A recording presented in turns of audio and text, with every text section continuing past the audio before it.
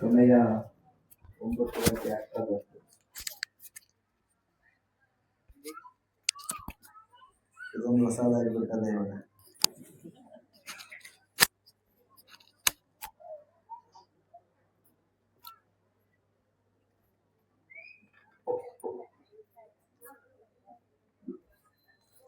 ಇಂಚಗೇರಿ ವರಮಠಾಧೀಶ್ವರಂ ಭಾವುರಾಜಯತೀಶ್ವರ ಗಿರಿಮಲ್ಲೇಶ್ವರ ಶಿಷ್ಯ ಪರಂಪರಾಗತಂ ಮಾಧವಂ ಅವಧೀಶಂ ಮಹಂ ಭಜೆ.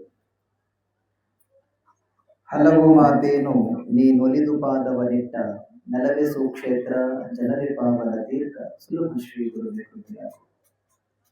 ಪ್ರಾತಸ್ಮರಣೀಯ ಗುರುದೇವರನ್ನ ಮಂದಿರದಲ್ಲಿ ಸ್ಮರಣೆ ಮಾಡಿಕೊಳ್ತಾರೆ. ಬಸವಾದಿ ಪ್ರಮತರ ಆದಿಯಾಗಿ ಎಲ್ಲ ದಾರ್ಶನಿಕರ, ಮಹಾತ್ಮರ, ಯೋಗಿಗಳ, ತಪಸ್ವಿಗಳ ಪವಿತ್ರ ಚೇತನಾತ್ಮಕ್ಕೆ ಭಕ್ತಿಪೂರ್ವ ಪ್ರಣಾಮಗಳ ಅರ್ಪಣೆ ಮಾಡಿ ಪವಿತ್ರವಾಗಿರತಕ್ಕಂತಹ ಸೈದಾಪುರ ಗ್ರಾಮದಲ್ಲಿ ನಿಜಲಿಂಗೇಶ್ವರರ ನಿಜವಾದ ಯಾತ್ರಾ ಮಹೋತ್ಸವ ಇಲ್ಲಿ ನಡೆದಿದೆ. ಶರಣರು ನುಡಿದ ಹಾಗೆ ಸತ್ತು ಗದ್ದಲ ವಿರದ ಸಾಧನೆ ಎಲ್ಲಿ ಗದ್ದಿಗೆ ಏರಿದೆ ಅಂದ್ರೆ ಸೈದಾಪುರದಲ್ಲಿ ಏರಿದೆ ಅಂತ ಹೇಳಿಕ್ಕೆ ಅಡ್ಡಿ ಇಲ್ಲ.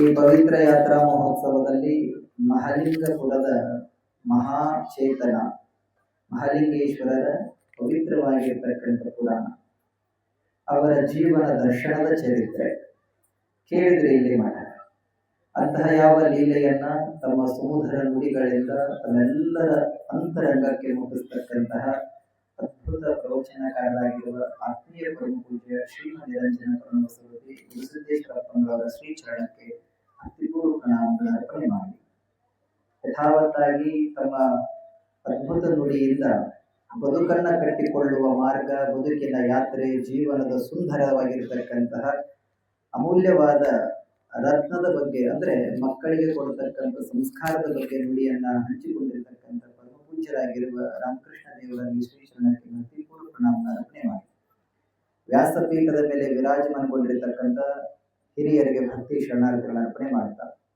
ಈ ಪುರದ ಎಲ್ಲ ಗುರು ಹಿರಿಯರೇ, ಮಾತೆಯರೇ, ಮುದ್ದು ಮಕ್ಕಳೇ, ಪತ್ರಿಕಾ ಬಳಗವೇ, ಸಂಗೀತ ಬಳಗವೇ, ಅವರಿವರಣದೆ ತಮ್ಮೆಲ್ಲರ ಅಂತರಂಗ ಚೇತನಕ್ಕೆ ಭಕ್ತಿಪೂರ್ವ ಶರಣಾರ್ಥಿಗಳು. ಶರಣಾರ್ಥಿಗಳು ಹೇಳಿದ್ರಲ್ಲ, ಶರಣಾರ್ಥಿಗಳು. ಹರಳೈನ ತೊಡಿ ಚರ್ಮ ಪಿಚ್ಚದ ಶರಣಾರ್ಥಿ ನೆನಪದಲ್ಲ. ಒಂದು ಶರಣಾರ್ಥಿ ಬಸವನ್ನ ಹೇಳಿದಕ್ಕ ತೊಡಿ ಚರ್ಮವನ್ನ ಸುಲಿದು ಚಮ್ಮಾವಿಗೆ ಮಾಡಿ ಬಸವಣ್ಣನಿಗೆ ಅರ್ಪಣೆ ಮಾಡಿದ ಇತಿಹಾಸ ಶರಣಾರ್ಥಿಗದ. ಅವ್ರಿಗಿರುವಾಗ್ರಿ ಅಜ್ಜವ್ರು ನಮಗೇನಿಲ್ರಿ ಅಂತ ಅನ್ಬೋದು. ಇರಲಿ, ತುಸು ಹಾಸ್ಯದೊಂದಿಗೆ ಜೀವನದ ದರ್ಶನದ ಬಗ್ಗೆ ಒಂದಷ್ಟು ಅವಲೋಕನ ಮಾಡೋಣ. ಕಾರಣ, ಮಹಾಲಿಂಗೇಶ್ವರರ ಪುರಾಣ ಜರುಗ್ತಾ ಇದೆ ಇಲ್ಲಿ. ನಿಜಲಿಂಗೇಶನ ಸನ್ನಿಧಾನದೊಳಗೆ ಮಹಾಲಿಂಗೇಶನ ಪುರಾಣ, ಶಿವಲಿಂಗೇಶ್ವರರ ಪುರಾಣ. ಶಿವಲಿಂಗೇಶ್ವರರ ದೇವಸ್ಥಾನದಲ್ಲಿ ಸನ್ನಿಧಿಯಲ್ಲಿ ಮಹಾಲಿಂಗೇಶ್ವರರ ಪುರಾಣ. ಈ ಪುರಾಣವನ್ನು ಅರಿತವನೇ ಆಧ್ಯಾತ್ಮಿಕ. ಈ ಪುರಾಣವನ್ನ ಅರಿತವನೇ ಆಧ್ಯಾತ್ಮಿಕ. ಈ ಅಧ್ಯಾತ್ಮವನ್ನ ತಿಳಿದವನೇ ಪುಣ್ಯಾತ್ಮ. ಒಟ್ಟಿನ ಮ್ಯಾಲ ಈ ಪುಣ್ಯದ ಗಂಟೆ ಯಾರ ತಲೆ ಮ್ಯಾಲ ಅಂತಂದ್ರೆ ಸೈದಾಪುರ ಗ್ರಾಮದ ಎಲ್ಲರ ತಲೆ ಮ್ಯಾಲ ನಿಂತುಕೊಂಡದಂತ ಹೇಳಿ ಖುಷಿ ಪಡುತ್ತೆ. ಅಜ್ಜವರು ಹೇಳುವಾಗ ಭಕ್ತಿಯ ತಾಂಡವ, ದೇವರು ನುಡಿಯುವಾಗ ಸಂಸ್ಕಾರದ ಮಾತು, ಎರಡು ಇಷ್ಟು ಅರ್ಥಪೂರ್ಣವಾಗಿ ಅದಲ್ಲ. ಯಾಕೆ ಈ ಮಾತನ್ನ ಈ ಸಂದರ್ಭದೊಳಗೆ ನಾನು ನೆನಪು ಮಾಡ್ತೀನಿ ಅಂತಂದ್ರೆ, ಬಹುಶಃ ರಾಷ್ಟ್ರೀಯತೆ, ಧರ್ಮ, ಸನಾತನ ಅಂತ ಬಹಳಷ್ಟು ಕಾರ್ಯಕ್ರಮಗಳಿಗೆ ನಾವು ಭಾಗಿಯಾಗ್ತಿರ್ತೇವೆ. ಜಗತ್ತಿನೊಳಗ 196 ದೇಶ, 790 ಕೋಟಿ ಜನಸಂಖ್ಯೆ, 4600 ಭಾಷೆ, 2400 ಮತಪಂಥ, ಇಷ್ಟೆಲ್ಲ ಇರೋ ಕಾಲಕ್ಕ ಸಮಸ್ತ ಲೋಕ ಸುಖಿನೋ ಭವಂತು ಅಂತ ಕರೀತಕ್ಕಂಥ ಒಂದು ಧರ್ಮ, ಅದು ಸನಾತನ ಹಿಂದೂ ಧರ್ಮ. ಎಲ್ಲರಿಗೂ ಒಳ್ಳೆಯದಾಗಲಿ ಅಂತ ಬಯಸೋದು ಯಾರು ಅಂತಂದ್ರೆ ನಾವುಗಳು.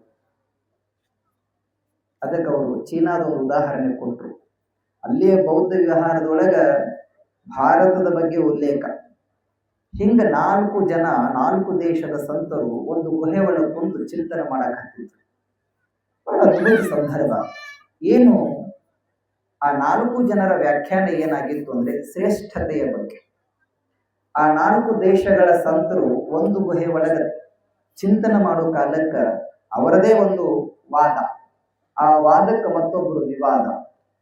ವಾದ ವಿವಾದಗಳು ಏನು ಅಂತಂದ್ರೆ, ಇಡೀ ಜಗತ್ತನ್ನೇ ಭೂಪಟವನ್ನಾಗಿ ಮಾಡಿಕೊಂಡಾಗ ಒಬ್ಬ ಸಂತ, ಅದರಲ್ಲಿ ಚೀನಾದ ಸಂತ ಅಂತ ತಿಳ್ಕೊಳ್ಳೋಣ, ಚೀನಾದ ಸಂತ ಎತ್ತೆತ್ತುಕೊಂಡು ಇಡೀ ಜಗತ್ತನ್ನೇ ಭೂಪಟ ಮಾಡಿಕೊಂಡಾಗ ಆ ಇಡೀ ಜಗತ್ತಿನ ಭೂಪಟವನ್ನ ಮನೆಯನ್ನಾಗಿ ಮಾಡಿಕೊಂಡಾಗ ಆ ಮನೆ ಒಳಗ ನಾನು ಮೊದಲನೆಯ ಕೋಣೆಯಾಗಿ ಹಾಲ್ ಅಂತ ಕರಿತೀವಿ, ಪಡಸಾಲಿ ಹಾಲ್ ಆಗಿ ನಿರ್ಮಾಣಗೊಳ್ಳುತ್ತೀನಿ ಅಂತ ಹೇಳಿದ. ಅದನ್ನು ಕೇಳಿದ ಮತ್ತೊಬ್ಬ ದೇಶದ ಜರ್ಮನ ದೇಶದ ಸಂತ ಎದ್ದುಕೊಂಡ, ನೀನು ಆ ಮಹಾಮನೆಯ ಪಡಸಾಲಿ ಆದಿ ಅಂತಂದ್ರ ಆ ಜರ್ಮನಿಯ ಸಂತ ನಾನು ಆ ಮನೆಯ ಅಡುಗೆ ಮನೆ ಆಗ್ತೀನಿ ಅಂತ ಹೇಳಿದ. ಇವರಿಬ್ಬರ ಮಾತನ್ನ ಕೇಳಿ ಮತ್ತೊಬ್ಬ ಜಪಾನಿನ ಸಂತ ಎದ್ದೆದ್ದುಕೊಂಡ, ನೀವಿಬ್ಬರು ಪಡಸಾಲಿ ಅಡುಗೆ ಮನೆ ಆದ್ರೆ ನಾನು ಮಲಗುವ ಕೋಣೆ ಆಗ್ತೀನಿ ಅಂತ ಜಪಾನದವನು ಹೇಳಿದ. ಮತ್ತು ಮನೆ ಸಂತಿ ಮುಗೀತಲ್ಲ, ಹಾಲು ಬೆಡ್ರೂಮು ಕಿಚನ್ ಆದ್ರೆ ಮನೆ ಮುಗೀತು. ಇನ್ನು 4ನೇ ಸಂತ ಭಾರತದವಿದ್ದ. 3 ಜನ ಕೇಳ್ತಾರ, ನೀ ಏನ ಮನ್ಯಾಗ ಆಗ್ತೀಯ ಅಂತ ಹೇಳಿ. ಆಗ ಭಾರತದ ಸಂತ ಹೇಳ್ತಾನೆ, ಚೀನಾದ ಮಹಾಮನೆಯ ಪಡಸಾಲಿಯಾದಾಗ, ಜರ್ಮನಿಯ ಸಂತ ಆ ಮನೆಯ ಅಡುಗೆ ಕೋಣೆಯಾದಾಗ, ಜಪಾನಿನ ಸಂತ ಆ ಮನೆಯ ಮಲಗುವ ಕೋಣೆಯಾದಾಗ ನಾನು ಆ ಮಹಾಮನೆಯ ಜಗ್ಗುಲೆ ಮನೆಯಾಗಿ ನಿರ್ಮಾಣಗೊಳ್ತೀನಿ. ಯಾಕೆ? ದೇವನ ಮನೆಯಾಗಿ. ಅದಕ್ಕೆ ಜಗತ್ತಿನೊಳಗ ದೇವರ ಮನೆ ಯಾವುದು ಅಂದ್ರೆ ಭಾರತ.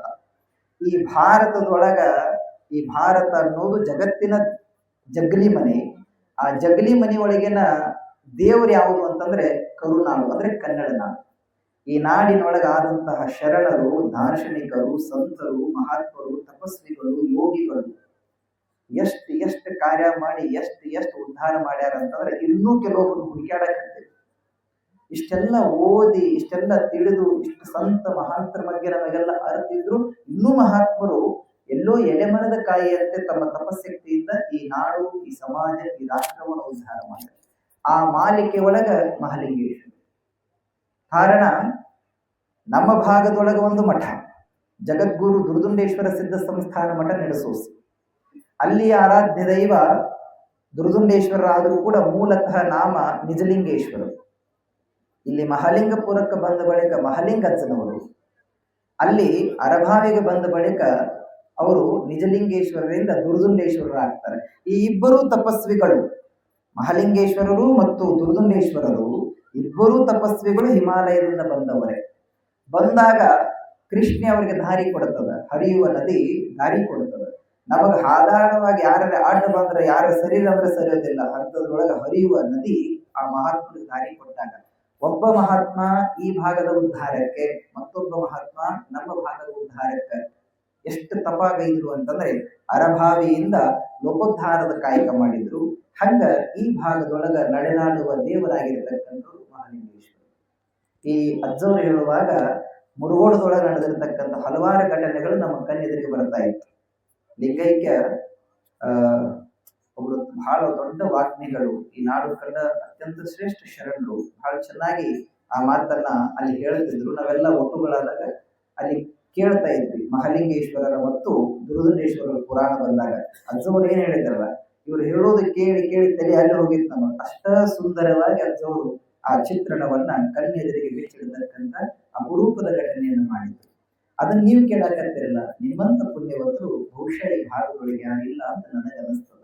ಭಕ್ತಿ ಬಗ್ಗೆ ಹೇಳ್ಯಾರ. ಮತ್ತೆ ಇನ್ನೊಂದು ಹೇಳಿದ್ರು, ಸಿದ್ಧಾರೂಢರ ಕಾಲಘಟ್ಟಕ್ಕೆ ಸಂಸ್ಥಾನಿಕರಾದಂಥ ರಾಜ ಮಹಾರಾಜರು, ರಾಣಿಯಂದಿರು ಸ್ವತಃ ಕೆಲಸ ಮಾಡ್ತಿದ್ರು ಅಂತ. ಮತ್ತೆ ಇಲ್ಲೂ ನಾವು ರಾಜರು, ಮಹಾರಾಜರು, ಮಹಾರಾಣಿಗಳದೇ ನಾವೆಷ್ಟು ಕೆಲಸ ಮಾಡಿವಂತೆ ನಮ್ಮ ಮನಸ್ಸನ್ನ ಕೇಳ್ಕೊಂಡ್ಬಿಡ್ಬೇಕು. ಕಸ ಗುಡಿಸ್ರಿ ಅಂತಂದ್ರ ಅಕ್ಕಿ ಬರ್ತಾಳೆ ತಗೋ, ಇವ ಬರ್ತಾನ ತಗೋ ಅಂತ ಹೇಳಿ ನಮ್ಮ ಮನೆಯೊಳಗ ಕೂತ್ಕೊಂಡ್ರಿ. ಅಂಗಳ ಸ್ವಚ್ಛ ಆಗ್ಯದ, ತಟ್ಟು ಹಾಸೋನು ಬರ್ರಿ ಅಂತಂದ್ರ ಅವ್ರು ಬಂದು ಹಾಸ್ತಾರ ಬಿಡ್ರಿ ಅಂತ ಹೇಳಿ. ಉಡಗಾಕಿಲ್ಲ, ಸ್ವಚ್ಛ ಮಾಡಾಕಿಲ್ಲ, ತಟ್ಟು ಹಾಸಾಕಿಲ್ಲ, ಹಾಸಿದ ತಟ್ಟಿನ ಆರಾಮ್ ಚಕಲ್ ಹಾಕೊಳ್ಕೊಂಡಾಗ ನಾವು ಇದು ನಮ್ಮ ಭಕ್ತಿ. ಯಾವ ಭಕ್ತಿ ಮಾಡಿದ್ರೆ ದೇವರು ಒಲಿತಾನಂತ ಹೇಳಿದ್ರೆ ಜೋರು ನಿಷ್ಕಾಮ ಭಕ್ತಿ ಮಾಡಬೇಕು ಅಂತ ಹೇಳಿದ್ರು. ವೇದ ಪ್ರಿಯನೂ ಅಲ್ಲ, ನಾದ ಪ್ರಿಯನೂ ಅಲ್ಲ, ಭಕ್ತಿ ಪ್ರಿಯ. ಯಾವ ಭಕ್ತಿ? ಏನ ಎಲ್ಲ ರಾಜ ಮಹಾರಾಜರು, ಜತ್ ಸಂಸ್ಥಾನಿಕರು, ಮುಧೋಳ ಸಂಸ್ಥಾನಿಕರು ಮಹಾಲಿಂಗಜ್ಜನವರಿಗೆ ಮಾಡಿದ್ರಲ್ಲ, ಆ ಸೇವೆಯನ್ನು ಮಾಡಬೇಕು ಅಂತ ಹೇಳಿದ್ರು. ನಾವ್ಯಾವ ಸೇವೆ ಮಾಡಕತ್ತೀವಿ? ಶಿವಲಿಂಗೇಶ್ವರರ ಪವಿತ್ರ ಸನ್ನಿಧಾನಕ್ಕೆ ಕಟ್ಟಿರ್ತಕ್ಕಂಥ, ಪವಿತ್ರವಾಗಿ ಕಟ್ಟಿರ್ತಕ್ಕಂತಹ ಗುಡಿಗೆ 3 ಜನರು ಕೂಡಿ ಒಂದು ಫ್ಯಾನ್ ಕೊಡಿಸಿ ಆ 3 ಪಂಕಕ್ಕೆ 3 ಮಂದಿ ಹೆಸರು ಬರೆದಿರುತ್ತೆ. ಒಂದು ಫ್ಯಾನ್ 3 ಮಂದಿ ಕೂಡಿ ಕೊಡಿಸಿ ಆ ತಿರುಗು 3 ಫ್ಯಾನಿಗೆ 3 ಮಂದಿ ಹೆಸರು ಬರೆದು ಅವ್ರ ಪೌನ್ಯರ ಗುಡಿಗೆ ಬಂದ್ರಲ್ಲ, ತಿರುಗು ಫ್ಯಾನ್ ಬಂದ್ ಮಾಡಿ ತೋರಿಸ್ತೇವೆ, ನೋಡ ನಮ್ಮ ಹೆಸರು ಐತಂತ. ಇದು ನಮ್ಮ ಈ ಭಕ್ತಿಗೆ ಹೊಲತಾನಿಲ್ಲವ. ನೀ ಯಾವ ರೀತಿಯಾಗಿ ಭಕ್ತಿ ಮಾಡ್ತೀವೋ ಅದೇ ರೀತಿಯಾಗಿ ಲಾಭ ನಿನ್ನ ಕೊಡ್ತಿರ್ತಾನೆ. ಆದ್ರೆ ನಾವೇನ್ ಮಾಡಕತ್ತೀವಿ?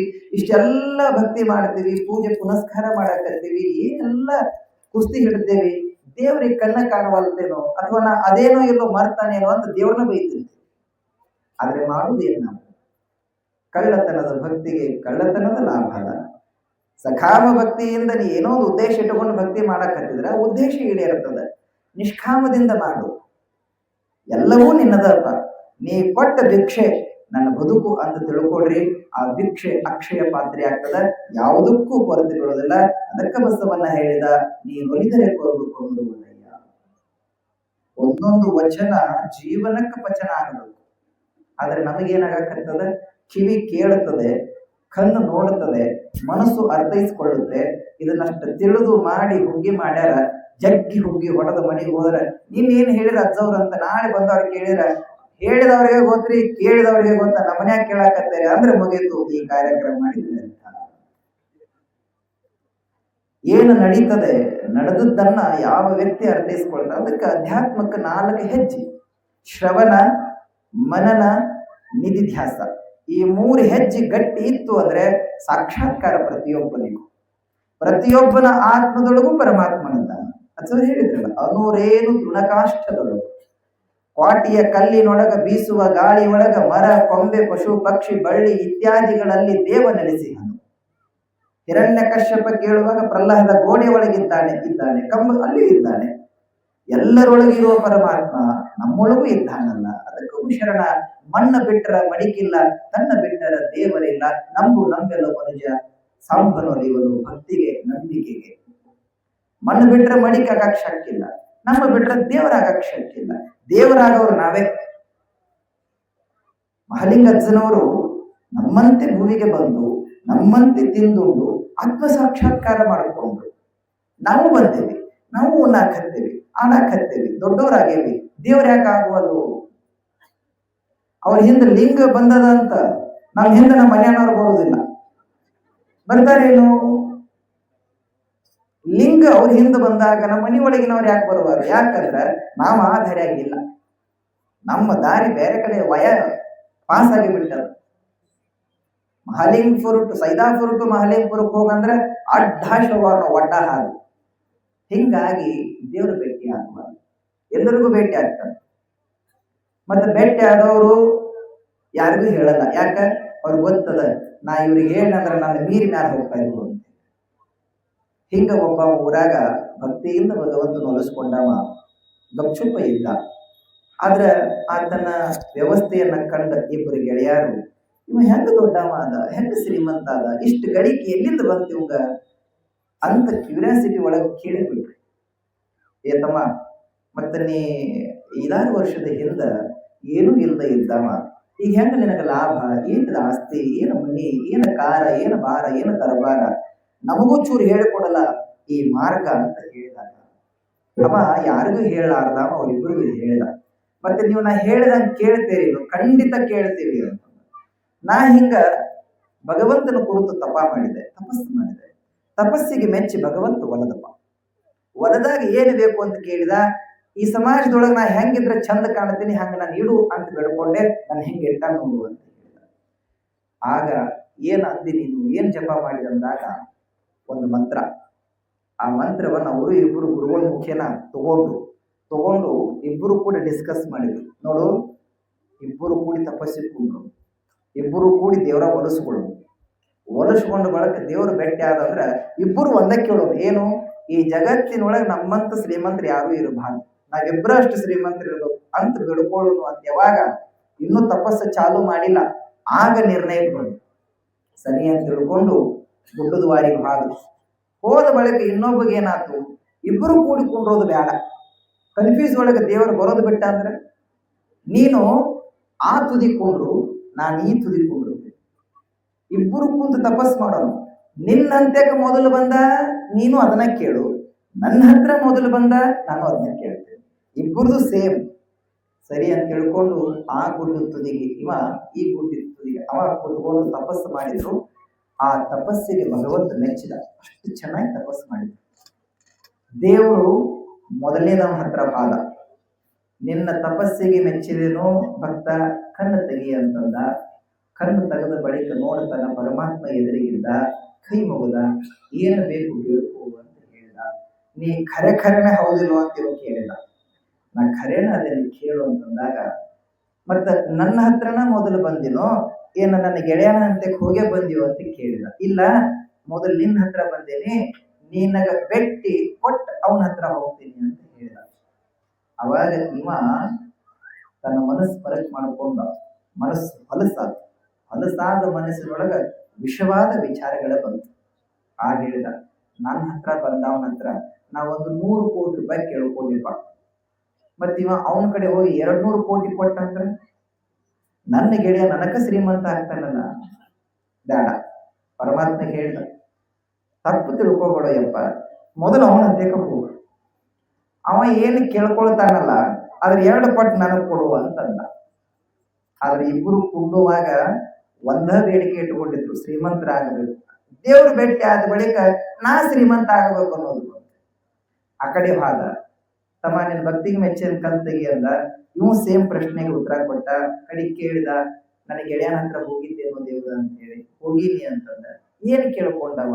ಇಲ್ಲ, ಮೊದಲ ನಿನ್ನಂತೇಕ ಹೋಗು, ಇವ ಏನು ಕೇಳ್ಕೊಳ್ತಾನ ಅಂದ್ರೆ ನೀ ಏನು ಬೆಳ್ಕೊಳ್ತಿಲ್ಲ, ನಿನಗೆ ಕೊಟ್ಟಿದ್ರೆ 2ರಷ್ಟು ಅವ್ನು ಕೊಡ್ಬೇಕಂತ ಅವ್ನ ಡಿಮ್ಯಾಂಡ್ ಅದ ಅಂತಂದ. ಬೇಕು ಬೆಳ್ಕೊ, ಇನ್ನೂ ಭಾಳ ಮಂದಿ ತಪಸ್ಸಿ ಕೂತಾರ, ಆ ಕಡೆ ಹೋಗ್ಬೇಕು ಅಂತ ದೇವ್ರು. ಕಡೆಗೆ ಇವ್ ಸಿಟ್ಟು ಬಂತು, ಅಲ್ಲ ಇಬ್ಬರು ಕೂಡಿ ಡಿಸ್ಕಸ್ ಮಾಡಿ ತಪಸ್ಸಿ ಕೂತವ್ರು ನಾವು, ನನಗ ಹೆಚ್ಚ ಮಗ ಅವ್ ಕೇಳ್ತಾನ ಅಂತಂದ್ರ ಅವನು ಸೊಕ್ಕ ಮುರಿತೀನಿ ಅಂತ ಹೇಳಿ ಭಗವಂತ ಹೇಳ್ತಾನ. ಯಪ್ಪ, ನನಗೇನು ಕೋಟಿ ಗಂಟ್ಲೆ ಆಸ್ತಿ ಬೇಡ, ನನ್ನ ಗೆಳೆಯ 2ರಷ್ಟು ಕೇಳ್ಯಾನ, ಹೌದಿಲ್ಲ? ಹಾಗಾದ್ರ ಒಂದು ಸಣ್ಣ ಕೆಲಸ ಮಾಡು, ಏನು, ನಂದೊಂದು ಕಣ್ಣು ತಗೊಂಡು ಹೋಗಿ ಬಿಡುವ ಅಂತ ಹೇಳ. ಏನ, ನಂದೊಂದು ಕಣ್ಣು ತಗೊಂಡು ಹೋಗಿ ಬಿಡುವ ಅಂತ. ಮತ್ತ ಅವನು ಎಷ್ಟು ಹೋಗ್ಬೇಕ? ಭಕ್ತಿ ಮಾಡುವಾಗ ದೇವ್ರ ಭೇಟಿ ಆದಾಗ ಬೇಡ್ಕೊಳ್ಳುವಾಗ ಸದ್ಯಕ್ಕೆ ಹಿಂಗ್ ಪರಿಸ್ಥಿತಿ ಬಂದು ಕುತ್ಕೊಳ್ತಾವ. ನಮ್ಮ ದಾರಿ ಸರಿನೇ ಇರ್ತದ, ದೇವ್ರ ಇನ್ನೇನು ಭೇಟಿ ಆಗ್ತಾನೋ ಆಗಿದಾನೋ ಕೇಳ್ಕೋಬೇಕು ಅನ್ನೋದ್ರೊಳಗ ಮಗ್ಗಲ ಮನೆಯವ್ರ ವಿಚಾರ. ಅದಕ್ಕೆ ಕುಡಿಯುವ ನೀರಿಗೆ ಮತ್ತು ಇನ್ನೊಬ್ಬರ ಬಗ್ಗೆ ಆಲೋಚನೆ ಕಡೆ ಬಹಳ ಲಕ್ಷ್ಯ ಕೊಟ್ಟು ವಿಚಾರ ಮಾಡಬೇಕು. ನೀರು ಕೊಳಕಿತ್ತು ದೇಹ ಕೆಡತದ, ಮಗ್ಗಲ ಮನೆಯವ್ರ ವಿಚಾರ ಮಾಡಿದ್ರ ಮನಸ್ಸು ಕೆಡತದ. ಕೆಡಿಸ್ಕೊಳ್ಳೋಂಗಿತ್ತು ಅಂತಂದ್ರೆ ದೇವ್ರು ಹೇಳಿದ್ರಲ್ಲ, ನೀವು ಕಟ್ಟಿದ ಮನೆಯ ಕಟ್ಟೆಯ ಮೇಲೆ ಕುಳಿತುಕೊಂಡು ಚಹಾ ಕುಡಿಯುವಾಗ ಇನ್ನೊಬ್ಬರ ಮನೆ ಸುದ್ದಿ ಮಾತಾಡಿದ್ರ ಮನಸ್ಸ ಕೆಡ್ತದ. ಬೋರ್ವೆಲ್ದಾಗಿನ ನೀರು ಡೈರೆಕ್ಟ್ ಕುಡಿದ್ರಿ ಅಂತಂದ್ರ ದೇಹ ಶುದ್ಧಿ ಉಳಿತದ. ಕೊಳಚಿ ಒಳಗ ಹರಿದು ಬಂದ ನೀರು ಕುಡಿದ್ರ, ಹಳಸಿದ ನೀರು ಕುಡಿದ್ರ ಶರೀರ ಹಾಳಾಗ್ತದೆ. ಹಂಗ ನಮ್ಮ ವಿಚಾರ, ನಮ್ಮ ಬದುಕು, ಯಾಕಂದ್ರೆ ಇದು ನಶ್ವರ. ಅವ್ರು ಹೇಳಿದ್ರಲ್ಲ, ಒಂದು ಸಾವಿನ ಘಟನೆ, ಅಮೆರಿಕದಾಗಿರುವ ಮಗನ ನಶ್ವರ. ಕೊಡುವುದಾದರೆ ಮಕ್ಕಳಿಗೆ ನೀವು ಹೇಳೋದು ಏನು ಅಂತಂದ್ರೆ, ಕಾರ್ತಿಕ ಮಾಸದ ಪವಿತ್ರ ತಿಂಗಳದೊಳಗೆ ನಡೀತಕ್ಕಂಥ ಯಾತ್ರಾ ಮಹೋತ್ಸವದೊಳಗೆ ನಿಮ್ಮ ಮಕ್ಕಳಿಗೆ ಕೊಡುವ ಸಂದೇಶ ಒಂದೇ ಲೈನ್ದೊಳಗೆ ಹೇಳ್ಬೇಕಂದ್ರೆ, ನಿಮ್ಮ ಮಕ್ಕಳನ್ನ ಮುಂದೆ ಕೂಡಿಸ್ಕೊಡ್ರಿ. ವೇದಾಂತ ಬೇಡ, ಸಿದ್ಧಾಂತ ಬೇಡ, ನಿಮಗೆ ಯಾವ ಫಿಲಾಸಫಿನೂ ಬೇಡ. ಹೆಬ್ಬೆಟ್ಟಿನ ತಂದೆ ತಾಯಿಗಳು ತಮ್ಮ ಮಕ್ಕಳಿಗೆ ಒಂದು ಒಳ್ಳೆ ಭವಿಷ್ಯವಾಣಿ ಕೊಡೋರಿದ್ರೆ ಮುಂದೆ ಕುಂದಿರಿಸಿಕೊಂಡು ಒಂದು ದೀಪ ತಗೊಳ್ರಿ. ಹಚ್ಚಿದ ದೀಪ ತಗೊಂಡು ಹಚ್ಚಲಾರದ ದೀಪದ ಮುಂದೆ ನಿಮ್ಮ ಮಕ್ಕಳನ್ನ, ಮಗಳು ಯಾರ ನಿಲ್ಲಿಸ್ರಿ, ಅವ್ರ ಮುಂದೆ ಹಚ್ಚಿ ಹೇಳ್ರಿ, ನಿನ್ನ ಬದುಕಿನ ಉದ್ದಕ್ಕೂ ಹಚ್ಚುವುದಾದ್ರೆ ಇಂತಹ ದೀಪವನ್ನೇ ಹಚ್ಚು, ಇನ್ನೊಬ್ಬರ ಮನೆಗೆ ಬೆಂಕಿ ಹಚ್ಚಬೇಡ ಅಂತ ಒಂದು ಸಂದೇಶ ಬಂತು. ಇದಕ್ಕೇನು ಸಾಲಿ ಕಲಿಬೇಕಂತ ಏನಿಲ್ಲ, ಹಚ್ಚುವುದಾದ್ರೆ ದೀಪನ ಹಚ್ಚು ಮಗಳ ಅಥವಾ ದೀಪನ ಹಚ್ಚು ಮಗನ, ಬೆಂಕಿ ಹಚ್ಚಬೇಡ. ಕಾರಣ ಬೆಂಕಿ ಹಚ್ಚಾಕ ಬಹಳ ಮಂದಿ ಅದ. ಆರಿಸುವುದಾದ್ರೆ ಬೆಂಕಿಯನ್ನೇ ಆರಿಸು, ದೀಪವನ್ನ ಆರಿಸಬೇಡ. ಯಾವುದರಿಂದ? ನೀನಾಡುವ ನಾಲಿಗೆಯಿಂದ. ಹಂಗ ನಮ್ಮ ಗುರುಗಳು ಹೇಳಿದ್ದು, ನಮ್ಮ ನಾಲಿಗೆಗೆ ಎರಡು ಮಹತ್ವದ ಶಕ್ತಿ, ಅಗಾಧ ಶಕ್ತಿ ಅದ. ಒಂದು, ನಾವಾಡುವ ಮಾತಿನಿಂದ ಇನ್ನೊಬ್ಬರ ಮನೆಯ ಜಗ್ಗುಲಿಯ ದೀಪವಾಗಬಲ್ಲೆವು. ಅದೇ ನಾಲಿಗೆಯಿಂದ ಆಡುವ ಮಾತಿನಿಂದ ಇನ್ನೊಬ್ಬರ ಮನೆಗೆ ಬೆಂಕಿ ಹಚ್ಚಲಿಕ್ಕೂ ಬರುತ್ತದೆ. ಭಕ್ತಿ ಎಂಬುದು ಏನದೆ ಬಹಳ ಶ್ರೇಷ್ಠ. ಇಲ್ಲಿಂದ ಬಹಳ ದೂರ ಏನಿಲ್ಲ, ಮಹಲಿಂಗಪುರದಿಂದ ಬನಹಟ್ಟಿ, ಬನಹಟ್ಟಿಯಿಂದ ಯಲ್ಲಟ್ಟಿ, ಯಲ್ಲಟ್ಟಿಯಿಂದ ವಾಯ ಒಳಗೆ ಹೋದ್ರ 10 ಕಿಲೋಮೀಟರ್ ಅಂತರದೊಳಗ ಹಿಪ್ಪರಿಗೆ ಅಂತ ಒಂದು ಊರು ಬರುತ್ತೆ. ಹೊಳಿ ಹಿಪ್ಪರಿಗೆ. ಆ ಹಿಪ್ಪರಿಗೆ ಒಳಗ ಸಂಗಮೇಶ್ವರ ಮಹಾರಾಜರ ಅಂತ ಹೇಳಿ ಒಂದು ಪವಿತ್ರವಾದ ಗದಿಗೆ ಅದ, ಬಹಳ ದೊಡ್ಡ ದೇವಸ್ಥಾನ. ಭಕ್ತಿ ಸೇವೆ ಅನ್ನೋದು ಏನಾದ್ರೂ ನಿಮಗ ನೋಡಾಕ ಬೇಕು ಅಂತಂದ್ರ ಆ ಗುಡಿಗೆ ಹೋಗ್ಬೇಕು. ಯಾಕೆ ಹೋಗಬೇಕು ಅಂದ್ರ, ಆ ಗದ್ದಿಗೆ ಒಳಗ ಮೂರ್ತರಾಗಿ ಕುಳಿತಿರ್ತಕ್ಕಂಥ ಮಹಾ ತಪಸ್ವಿ ಬದುಕಿದ್ದು 36 ವರ್ಷ ವಯಸ್ಸು. 36 ವರ್ಷ ಬದುಕಿ ಈ ಸಮಾಜದ, ಇಡೀ ಸಮಾಜದೊಳಗೆ ಬರೀ ಸೇವೆಯನ್ನ ಮಾಡಿದ. ಸೇವಾ ಅಂದ್ರೆ ಎಂಥದ್ದು? ಅಂತಿಂತ ಸೇವಾ ಅಲ್ಲ, ಅಜ್ಜೋರು ಹೇಳಿದ್ರಲ್ಲ, ಅಂತಹ ಬಹಳ ಪವಿತ್ರವಾಗಿರ್ತಕ್ಕಂಥ ಸೇವೆ. ತನ್ನ ಗುರು ಯಾವ ಊರಿಗೆ ಬರ್ತಾನೋ, ಮಹಾಲಿಂಗಪುರ, ಬನಹಟ್ಟಿ, ರಬಕವಿ, ಮುಧೋಳ ಈ ಭಾಗದೊಳಗೆ ತನ್ನ ಗುರು ಬರಾಕ್ ಹತ್ತಿದ ಅಂದ್ರೆ, ಗಿರಿಮಲ್ಲೇಶ್ವರ ಮಹಾರಾಜರು ಬರಾಕತ್ತಾರ ಸುದ್ದಿ ಆ ವ್ಯಕ್ತಿ ಗೊತ್ತಾತು ಅಂದ್ರೆ ಸಾವಳಿಗಿಂದ ಓಡೋಡಿ ಬರ್ತಿದ್ದ. ಹೆಂಗ ಬರ್ತಿದ್ದ ಅಂತಂದ್ರೆ, ಬಗಲಾಗ ಒಂದು ಯಾವತ್ತು ಕಸಬರಿ ಹಿಡ್ಕೊಂಡ ಬರ್ತಿದ್ದ. ಕಸಬರಿಗೆ ತನ್ನ ಊರಿಂದ ತಗೊಂಡ್ ಬರ್ತಿದ್ದವ. ಸೈದಾಪುರದೊಳಗೆ ಗುರುಗಳು ಮಾತಾಡಕತ್ತಾರ ಅಂದ್ರೆ, ನಾಳೆ ಸಾಯಂಕಾಲ ಪ್ರವಚನ ಐತಂದ್ರೆ ಬೆಳಗಿನ ಉದ್ದಕ್ಕೂ ಈ ಅಂಗಳ ಸ್ವಚ್ಛ ಮಾಡ್ತಿದ್ದ, ನೀರು ಹೊಡಿತಿದ್ದ, ತಟ್ಟು ಹಾಸ್ತಿದ್ದ, ಸಾರಿಸ್ತಿದ್ದ, ಏನೆಲ್ಲ ಕೆಲಸ ಮಾಡ್ತಿದ್ದ. ಸಾಯಂಕಾಲ 6 ಗಂಟೆಗೆ ಎಲ್ಲರ ಮನೆಗೆ ಬಾಗಿಲು ಹೋಗಿ ಗುರುಗಳು ಪುರಾಣ ಹೇಳ್ತಾರೆ, ಬರ್ರಿ ಬರ್ರಿ ಬರ್ರಿ ಅಂತ ಹೇಳಿ ಆ ವ್ಯಕ್ತಿ ಎಲ್ಲರನ್ನೂ ಕರೀತಿದ್ದ. ಆ ವ್ಯಕ್ತಿ ಮಹಾತ್ಮ ಆದ, ದೊಡ್ಡ ಶಕ್ತಿ ಪಡ್ಕೊಂಡ. ನೀವು ನಂಬುತ್ತಿರಲು ಗೊತ್ತಿಲ್ಲ, ಯಾರಾದ್ರೂ ಆ ಕಡೆ ಹೋದವ್ರು ನೋಡಿರ್ಬಹುದು, ಹೋಗಿದ್ದಾರು ಹೋಗ್ರಿ. ಈ ನಾಳೆ ಇದೇ ಕಾರ್ತಿಕ ಮಾಸದೊಳಗೆ ಬರ್ತಕ್ಕಂಥ 9, 10 ಆ ಶ್ರೀಮಠದ ಜಾತ್ರಾ ಮಹೋತ್ಸವ ಇರ್ತದ. ಸುಮ್ಮನೆ ನಾ ಹೇಳಿದಕ್ಕರ ಹೋಗಿ ನೋಡಿ ಬರ್ರಿ. ಬರೀ ಕಸಬರಿಗೆ ಹಿಡ್ಕೊಂಡು ಸೇವಾ ಮಾಡಿದಕ್ಕ ಆತನ ಗೋಪುರದ ಮೇಲೆ 13 ಕಿಲೋ ಬಂಗಾರದ ಕಳಸ ಭಕ್ತರೆಲ್ಲ ಕೊಲಿಯಲ್ಲ, 13 ಕಿಲೋ ಬಂಗಾರದ ಕಳಸ ಭಕ್ತರೆಲ್ಲ ಕೂಡಿಸಿ ಆತನ ತಲೆ ಮೇಲೆ ಇಟ್ಟಾರೆ. ಏನ್ ಮಾಡ್ಯಾನವ? ಸೇವೆ. ಜೋರನ್ನೇ ಹೇಳಿದ್ರು, ಸೇವೆ ಮಾಡು. ಸೇವೆ ಶಿವನೊಂದಿಗೆ ನಿಮ್ಮ ನಂಟು ಡೈರೆಕ್ಟ್ ಶಿವಗೆ ಭೇಟಿ ಆಗ್ತದ ಸೇವಾ ಮಾಡೋದ್ರಿಂದ. ಅದಕ್ಕ ಸುದ್ದಿ ಆಗಬಾರ್ದು, ಸೇವೆ ಸುದ್ದಿ ಆಗಬಾರ್ದು. ಸುದ್ದಿ ಆಗ್ಲಾರ್ದಂಗ ಸೇವೆ ಮಾಡೋರು ಗೆದ್ದು ಹೋಗ್ತಕ್ಕಂಥ ವ್ಯವಸ್ಥೆ ಈ ಕಲಿಯುಗ ಕಾಲಮಾನಗಳು ಬರ್ತದೆ. ಇದ್ದಂಗಿರಬೇಕು, ಇಲ್ಲದಂಗಿರಬೇಕು. ಭಗವಂತ ಕರೆದಾಗ ಸುಮ್ಮನೆ ಎದ್ದು ಹೋಗಂಗಿರ್ಬೇಕು. ಹಂಗ ಎದ್ದು ಹೋದ್ರೆ ನಡೆಯಂಗಿಲ್ಲ. ಇಲ್ಲಿ ಏನಾದ್ರೂ ಗೆದ್ದು ಹೋಗ್ಬೇಕಾಗಿತ್ತು ಅಂದ್ರೆ ಒಳ್ಳೆಯ ನಿಷ್ಕಾಮದ ಭಕ್ತಿಯನ್ನ ಗೆದ್ದು ಹೋದವನಿಗೆ ಮಾತ್ರ ಭಗವಂತ ಒಳ್ಳೆಯದನ್ನೇ ಪ್ರಾಪ್ತಿ ಮಾಡ್ತಾನೆ. ನಾವು ತಿಳ್ಕೊಂಡೇವಿ ನಮ್ಮೊಳಗೆ ಏನಿಲ್ಲ, ನಾವೇನ್ ಮಾಡೋಣ, ನಮಗಾಗಲ್ಲ. ಕೊಡೋರು ಕೊಡಬಹುದು, ಇದ್ದವ್ರು ಕೊಡ್ತಾರ, ದಾನ ಮಾಡ್ತಾರ, ಸಹಜವಾಗಿ ಬರ್ತಿರ್ತದ. ಪಟ್ಟಿ ಕೊಡ್ರಿ ಅಂತಂದ್ರ ಕೆಲವೊಬ್ರಿಗೆ ಪಟ್ಟಿ ಕೊಡಾಕ್ ನೀಗಲ್ಲ. ಅವ್ರು ಏನಂತಾರು, ದೇವ್ರು ನಮಗ್ ಕೊಡುವಂತ ಶಕ್ತಿ ಕೊಟ್ಟಿಲ್ಲಪ್ಪ. ನಾನು ಕೊಡ್ತಿದ್ದೆ, ಗುಡಿ ಕಟ್ಟುವಾಗ ಪಟ್ಟಿ ಮಾಡಿದ್ರು, ಚಾವಣಿ ಇಡುವಾಗ ಪಟ್ಟಿ ಮಾಡಿದ್ರು, ಗೋಪುರ ಕಟ್ಟುವಾಗ ಪಟ್ಟಿ ಮಾಡಿದ್ರು, ಕಳಸ ಇಡುವಾಗ ಪಟ್ಟಿ ಮಾಡಿದ್ರು, ಯಾವುದಕ್ಕೂ ಕೊಡಕ್ ಆಗ್ಲಿಲ್ಲಲ್ಲ ಅಂತ ಕಣ್ಣೀರ್ ಹಾಕುವಂತ ಶರಿಗೆ ಕಣ್ಣೀರ್ ಒರೆಸ್ಕೊಂತ ಮನ್ಯಾಗ ಆಳ್ತಕ್ಕಂಥ ಹೆಣ್ಮಕ್ಳು ಬಹಳಷ್ಟು ಮಂದಿ. ಅವರಿಗೆ ಒಂದು ಲಾಭ ಅದ, ಏನು? ಗುಡಿಯ ಕಟ್ಟಿ, ಗುಡಿಯ ಗೋಪುರವ ನಿರ್ಮಿಸಿ, ಗೋಪುರದ ಮೇಲೆ ಬಂಗಾರದ ಕಳಸ ಇಟ್ಟವರು. ನೆನಪಿರಲಿ, ಗುಡಿಯ ಕಟ್ಟಿದವರು, ಗುಡಿಯ ಮೇಲೆ ಗೋಪುರ ನಿರ್ಮಿಸಿದವರು, ನಿರ್ಮಿಸಿದ ಗೋಪುರದ ಮೇಲೆ ಬಂಗಾರದ ಕಳಸ ಇಡುವವರ ಭಕ್ತಿಗಿಂತ ಕಳಸದ ಕೆಳಗಿರುವ ಕಸ ಗುಡಿಸಿದವನ ಭಕ್ತಿ ಬಹಳ ದೊಡ್ಡದು ಅಂತ ಯಾರು ತಿಳ್ಕೊಳ್ತಾರೆ. ಕಸಬರಿಗೆ ನಮ್ಮದಾದ ಸೊಮ್ಮನ ಕಸ ತೆಗೆದು ಹೋಗೋದ್ವಿ ಅಂತಂದ್ರೆ ದೇವ್ರ ನಮ್ಮ ಒಟ್ಟಿಗೆ ಬಂದು ಬಿಡುತ್ತಾನೆ. ಆದ್ರೆ ಯಾವುದೇ ರೀತಿಯಂತ ಉದ್ದೇಶ ಬೇಡ. ನನಗೆ ಈ ಸೇವಾ ನನಗಿದ ದೊಡ್ಡದು ಅಂತ ತಿಳ್ಕೊಳ್ಬೇಕು. ಕಾರಣ ನಾವು ತಿಳ್ಕೊಂಡೇವಿ ದೊಡ್ಡವ್ರಿಗೆ ಅಷ್ಟೇ ದೇವರು ಒಲಿತಾನು ಅಂತೇಳಿ. ಶಿವಲಿಂಗೇಶ್ವರನನ್ನ ನೆನಪಿರಲಿ, ಬಂಗಾರದ ಮೂರ್ತಿಯಲ್ಲಿಟ್ಟು ಪೂಜಿಸಿದವರಿಗೂ ಆತ ಒಲಿಯುವುದಿಲ್ಲ, ಬೆಳ್ಳಿಯ ಮೂರ್ತಿಯಲ್ಲಿಟ್ಟು ಪೂಜಿಸಿದವರಿಗೂ ಒಲಿಯುವುದಿಲ್ಲ, ಲೋಹದಲ್ಲಿಟ್ಟು ಪೂಜಿಸಿದವರಿಗೂ ಆತ ಒಲಿಯುವುದಿಲ್ಲ. ಹಾಗಾದ್ರೆ ಅಜ್ಜವರ ಹೆಂಗ ಒಲಿತಾನ್ರಿ ಅಜ್ಜ ಅಂತ ಕೇಳಿದಾಗ, ಆ ಅಜ್ಜ ನನ್ನ ಬಂಗಾರದೊಳಗಿಲ್ಲ, ಬೆಳ್ಳಿಯೊಳಗಿಲ್ಲ, ಲೋಹದೊಳಗಿಲ್ಲ, ಯಾರು ಶಿವಲಿಂಗೇಶನನ್ನ ತಮ್ಮ ಹೃದಯದೊಳಗಿಟ್ಟು ಪೂಜೆ ಮಾಡ್ತಾರಲ್ಲ ಅವರಿಗೆ ಆತ ಒಲಿತಾನ. ಆ ನಿಷ್ಕಾಮ ಆ ನಿಷ್ಕಾಮ. ನಮಗೇನ್ ತಿಳ್ಕೊಂಡ್ಬಿಟ್ಟೇವಿ, ನಮ್ಮ ಹತ್ರ ಏನೂ ಇಲ್ಲ, ಹೆಂಗ ಒಲಿಸ್ಕೊಳ್ಳೋದು. ಇದ ಒಮ್ಮೆ ಏನಾಗಿಬಿಟ್ಟಿತು ಅಂತಂದ್ರೆ 84 ಲಕ್ಷ ಜೀವರಾಶಿಗಳ ನಿರ್ಮಾಣ ಮಾಡಿರ್ತಕ್ಕಂಥ ಬ್ರಹ್ಮದೇವನಿಗೆ ಒಂದು ವಿಚಾರ ಬಂತು. ಏನು ವಿಚಾರ?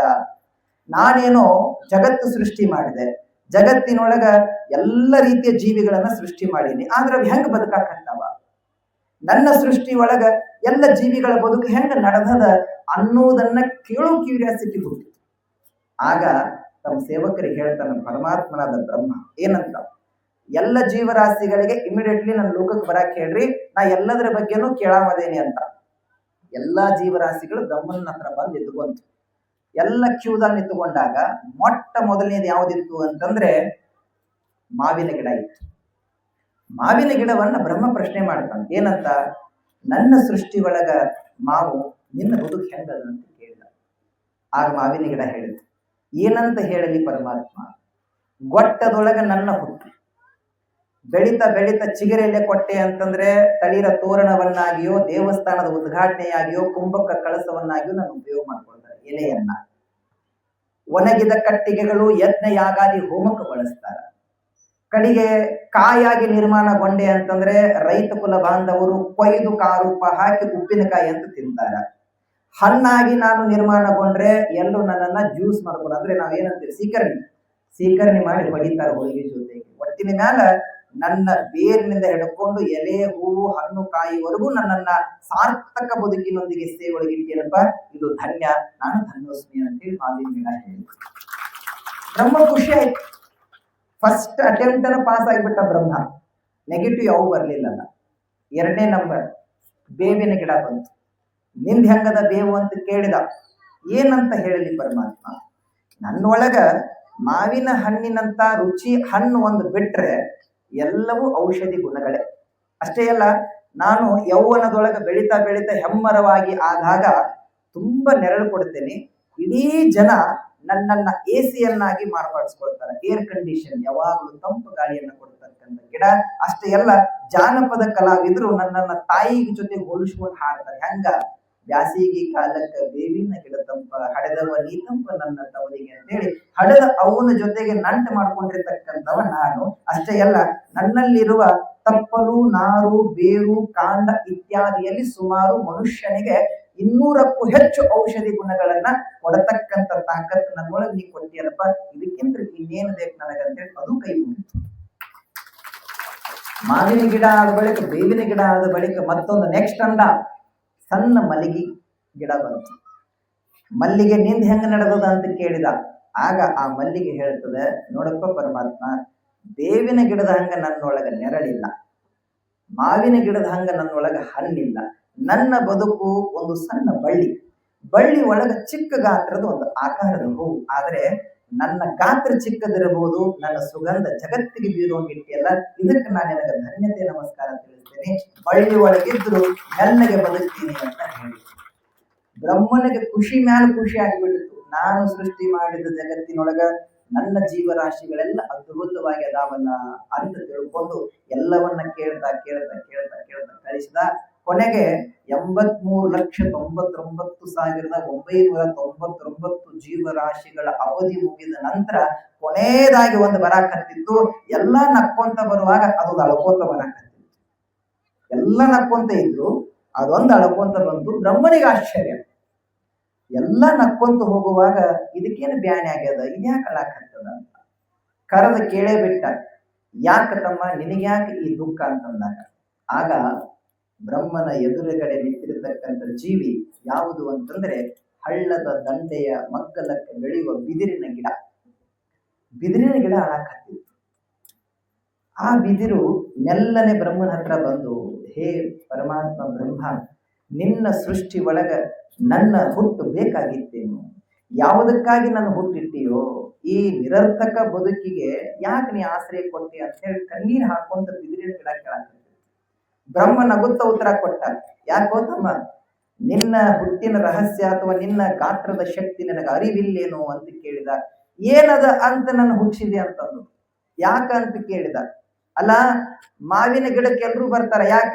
ಹಣ್ಣು ಕೊಡ್ತದ. ಬೇವಿನ ಗಿಡಕ್ಕೆ ಎಲ್ರು ಬರ್ತಾರ, ಯಾಕ? ನೆರಳು ಕೊಡ್ತದ. ಮಲ್ಲಿಗೆ ಗಿಡಕ್ಕೆ ಎಲ್ರು ಬರ್ತಾರ, ಯಾಕ? ಹೂ ಕೊಡ್ತದ.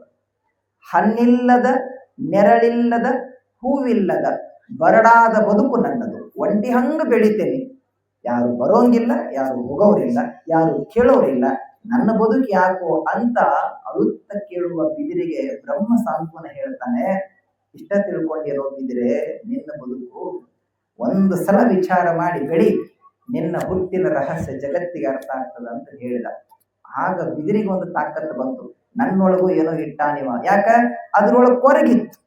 ನನ್ನೊಳಗ ಹಣ್ಣಿಲ್ಲ, ಹೂವಿಲ್ಲ, ನೆರಳಿಲ್ಲ ಅನ್ನೋ ಕೊರಗಿತ್ತು. ಯಾಕ? ಮಂದಿದ ನೋಡಕ್ ಹತ್ತಿತ್ತಲ್ಲ, ಅದು ಮಗ್ಗಲ್ದವ್ರನ್ನ ನೋಡಕ್ ಹತ್ತಿತ್ತು. ತನ್ನೊಳಗೆ ಏನೈತೆ ಅನ್ನೋದು ಗೊತ್ತಿರಲಿಲ್ಲ.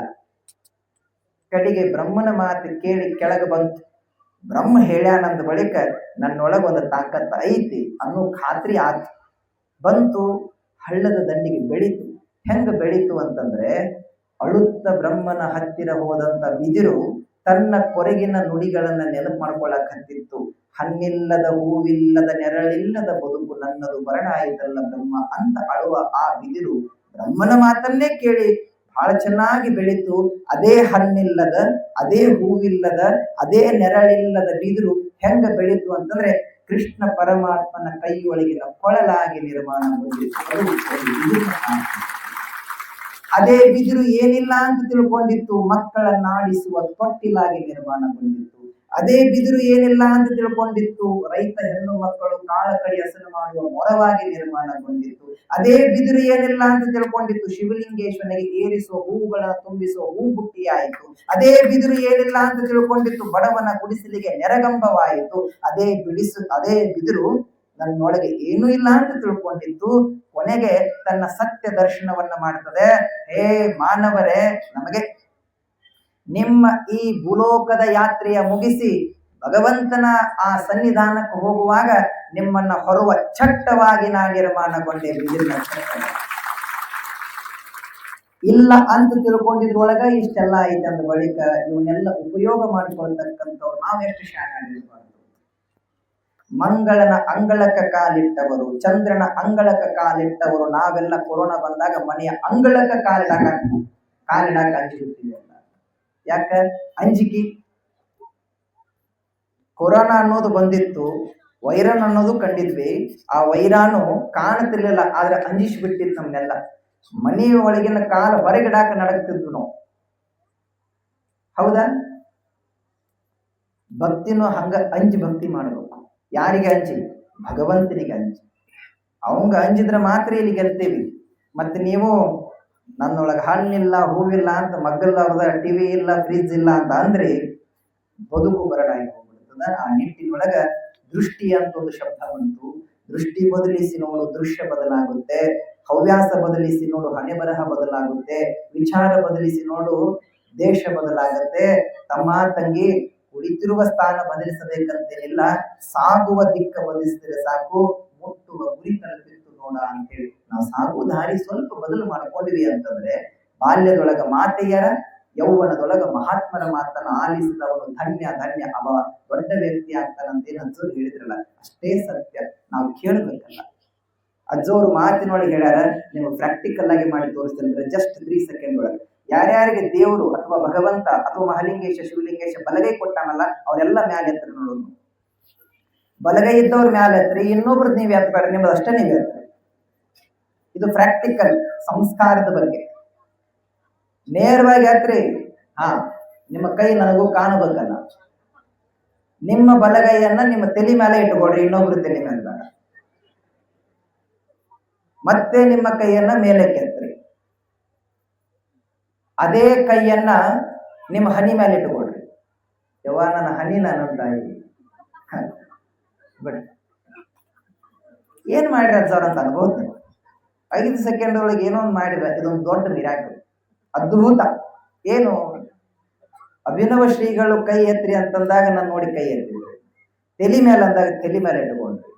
ನಾನು ಹನಿ ಅಂತ ಹೇಳಿ ಎಲ್ಲಿ ಇಟ್ಕೊಂಡೆ? ನೀವೆಲ್ಲಿ ಇಟ್ಕೊಂಡ್ರಿ?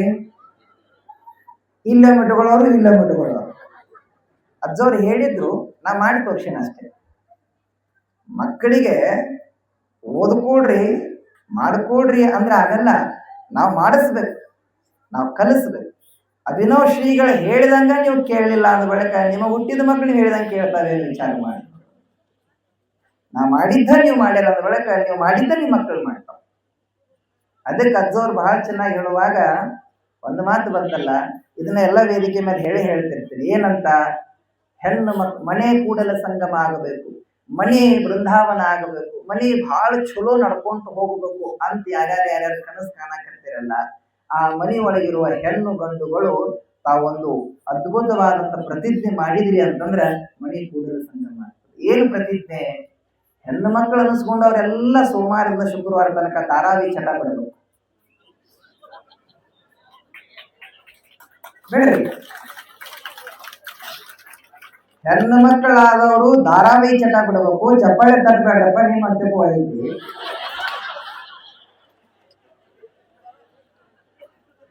ಹೆಣ್ಣು ಮಕ್ಕಳಾದವರೆಲ್ಲ ಧಾರಾವಾಹಿ ಚಟ ಬಿಡ್ರಿ, ಗಂಡು ಮಕ್ಕಳೆಲ್ಲ ದಾಬಾ ಚಟ ಬಿಡ್ರಿ, ಮನೆ ಶುದ್ಧ ಆಗ್ತದೆ. ಈ ಎರಡು ಚಟ ಬಿಟ್ಟು ಒಂದು ವರ್ಷ ಬಿಟ್ಟು ನನ್ನ ಮಠಕ್ಕೆ ಬರೀ ನಿಮ್ಮ ಮನೆ ಒಳಗೆ ಲಾಭ ಆಗಿಲ್ಲ ಅಂದ್ರೆ ಟಿವಿ ಗಡ್ಡಿ ಹಳ್ಳ ನೋಡಿರ್ಬೇಕಾದ. ನಮಗದನ್ನ ಬಿಡಾಕ ಆಗುವಂತ. ಯಾಕ? ಕರೆಕ್ಟ್ 6 ಗಂಟೆಗೆ ಮನಿ ಮುರಿಯೋ ಧಾರಾವಾಹಿ ಚಾಲು ಅದು 10 ಗಂಟೆ ಮಟ್ಟ ಕ್ರೈಮ್ ಸ್ಟೋರಿ ಹೆಣ ಬಿದ್ದ ಬಳಕ ಹೊಟ್ಟಿಗೆ ಅನ್ನ. ಹೌದಾ ಇಲ್ಲ? 6 ರಿಂದ 7 ಗಂಟೆ ಮಟ್ಟ ಅತ್ತಿನ ಹೆಂಗ ಕೊಲ್ಬೇಕು ಅನ್ನೋ ಸೊಸಿ ಪ್ಲಾನ್ ಮಾಡ್ತಾಳ. 7 ರಿಂದ 8 ಸೊಸಿನ ಹೆಂಗ ಮನೆಯಿಂದ ಹೊರಗೆ ಹಾಕಬೇಕಂತ ಅತ್ತಿ ಪ್ಲಾನ್ ಮಾಡ್ತಿರ್ತಾಳ. ಇನ್ನು 8 ರಿಂದ 9 ಜಗತ್ತಿನ ಸುದ್ದಿ ನೋಡಿ ಇವ್ರು ತಲೆ ಕೆಡಿಸ್ಕೊಂಡಾರ. 10ಕ್ಕೆ correct crime story, crime diary, ಯಾವ ಊರಾಗ ಹೆಂಗ ಯಾರನ್ನ ಕೊಂದ್ರು ಅನ್ನೋ ಸುದ್ದಿ. ಇದನ್ನ ಬಿಟ್ರೆ ನಮಗೆ ಲೋಕ ಗೊತ್ತಿಲ್ಲ. ನೀವು ನಕ್ಕಿರಬಹುದು, ಆದರೆ ಇವತ್ತು ವಿದ್ಯಮಾನಗಳು ಇದರಿಂದ ಬಹಳಷ್ಟು ಹದಿಗೆಡಾಗಿದೆ. 1947ರಲ್ಲಿ ನಮ್ಮ ದೇಶದೊಳಗ ಒಂದೇ ಒಂದು ವೃದ್ಧಾಶ್ರಮ ಇರಲಿಲ್ಲ. ತಂದೆ ತಾಯಿಗಳು ಇಡುವಂತಹ ತಂಗುದಾಣ.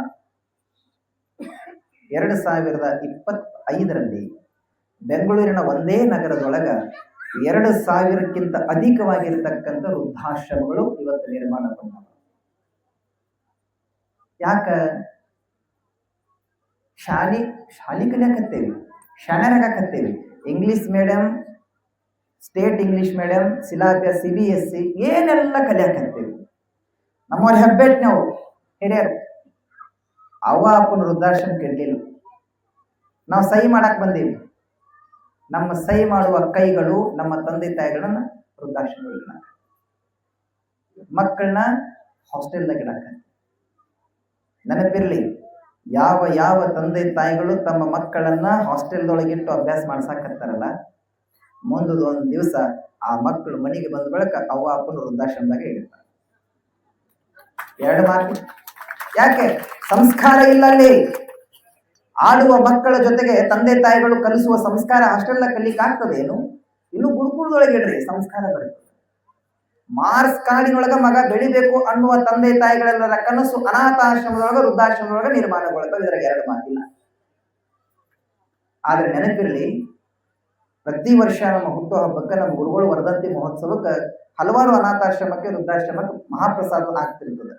ಬೆಳಗಾವದೊಳಗ ಒಂದು 20-22 ವೃದ್ಧಾಶ್ರಮದೊಳಗ ನಾನು ಪ್ರತಿ ವರ್ಷ ಹೋಗ್ತೀನಿ.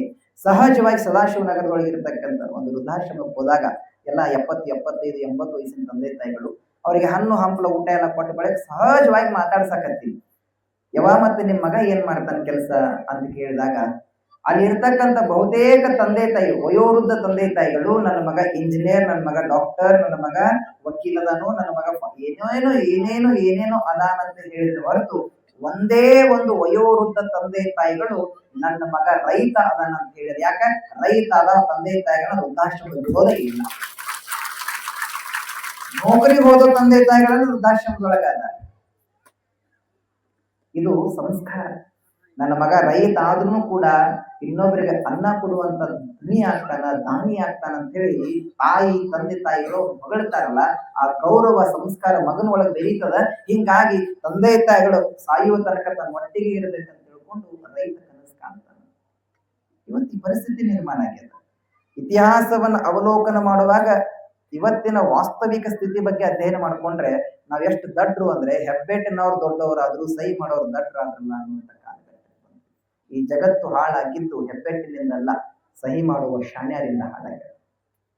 ತಂತ್ರಜ್ಞಾನ ಬಹಳ ದೊಡ್ಡದು ಬಂತು, ಆವಿಷ್ಕಾರಗಳು ಹುಟ್ಟುಕೊಂತು, ಏನೆಲ್ಲ ಆಗ್ಯಾವ. ಆದ್ರೆ ಎಲ್ಲಿ ಬಂದು ನಿಂತುಕೊಂಡಿದೆ? ನಮ್ಮ ಸಂಸ್ಕಾರ ಹೋಗ್ಯದ.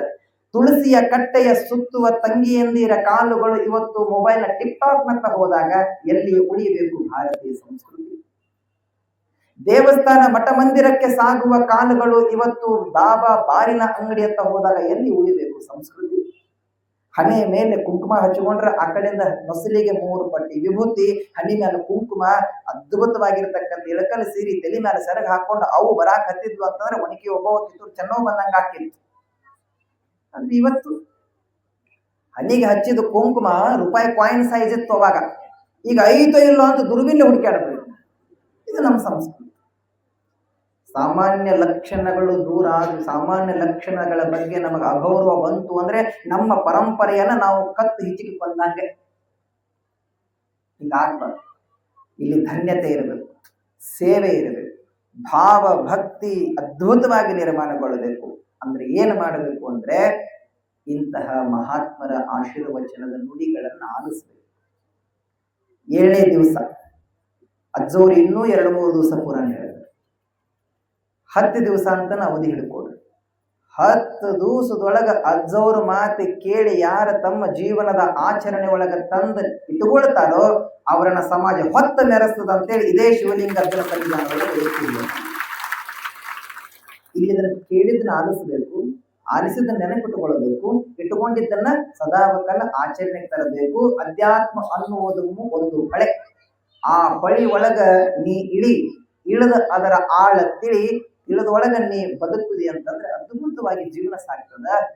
ಎದ್ದ ಗಳಿಗೆ ಮೊದಲ ಗುರುವಿನ ನೆನಸೋ, ಅರಿವಿನೊಳಗ ನಾಮ ಸ್ಮರಣೆಯ ಹಿಡಿಸು, ಮರುವಿನ ದೇಹಕ್ಕ ಬೋಧ ಮಾಡಿಸು, ಹಿಂಗ ದಿನದಿನಕ ಆತ್ಮನ ಕೈಯ ಜೋಡಿಸು ಅಂತ ಹೇಳ್ಯಾರ. ಆತ್ಮ ಪರಮಾತ್ಮನಾಗಬೇಕಾದ್ರೆ ಏನು ಮಾಡಬೇಕು? ಬೆಳಿಗ್ಗೆ ಎದ್ದ ತಕ್ಷಣ ಯವ್ವ ಯಪ್ಪ ಅಂತ ಒದರಬಾರದು, ಗುರುವೇ ಅಂತ ಹೇಳಬೇಕು. ಎದ್ದಗಳಿಗೆ ಮೊದಲ ಗುರು ನೆನಸು. ನಿನ್ನ ಅರಿವಿನೊಳಗ ಈ ನಾಮಸ್ಮರಣೆಯನ್ನು ಹಿಡಿಸು. ಗುಂಗು ಹಿಡಿಬೇಕು. ನಮಗೆ ಯಾವ ಗುಂಗು ಹಿಡಿದಾವು? ಆಸ್ತಿಯ ಗುಂಗು, ಗಳಿಕೆಯ ಗುಂಗು, ಏನೆಲ್ಲ ಗುಂಗು ಹಿಡಿದಾವ. ಈ ಗುಂಗು ಹಿಡದಿಲ್ಲ ಮಗ.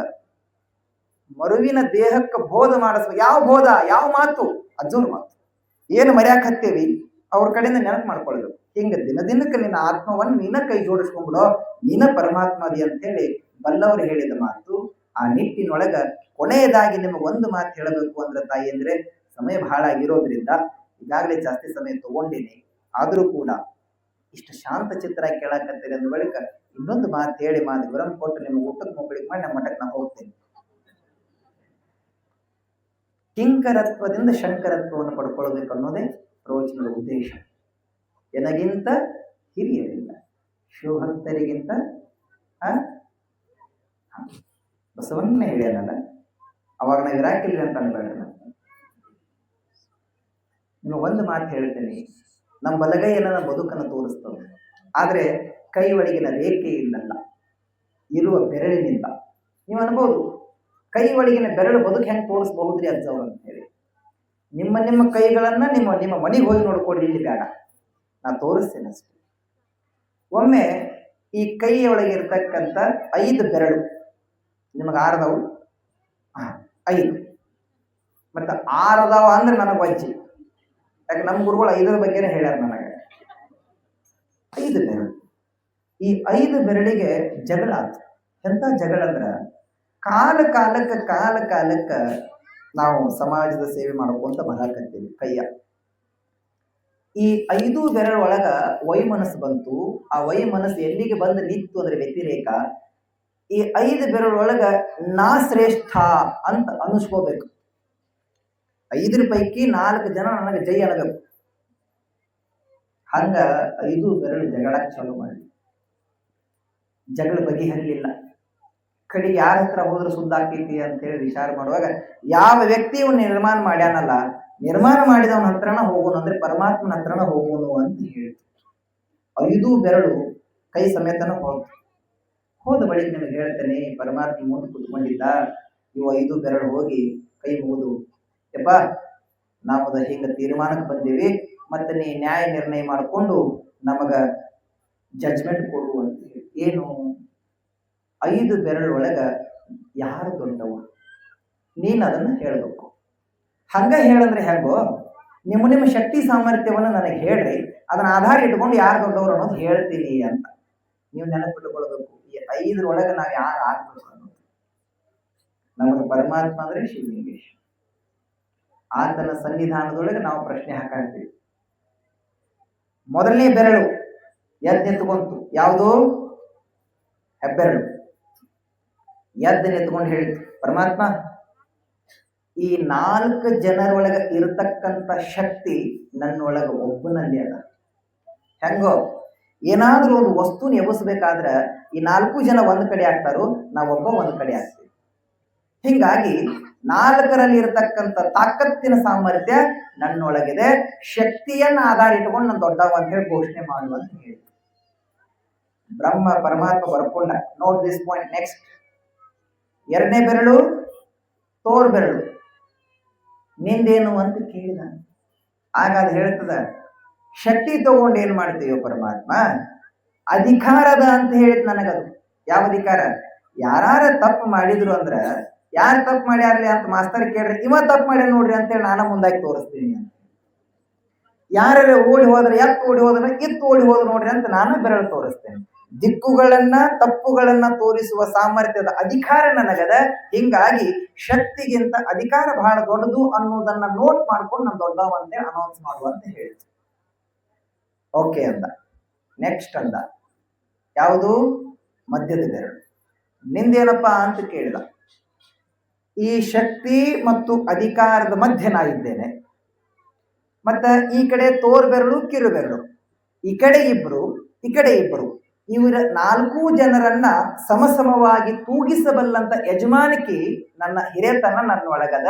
ಮತ್ತು ಈ 4 ಪೈಕಿ ನಾ ಎತ್ತರಕ್ಕದೇನಿ, ದೊಡ್ಡವನ್ ತಿಳ್ಕೊಂಡ್ರೆ ನನ್ನ ದೊಡ್ಡವನು ಅಂತ ಘೋಷಣೆ ಮಾಡು ಅಂತ ಮಧ್ಯದ ಬೆರಳು ಯಜಮಾನ ಅಂತ.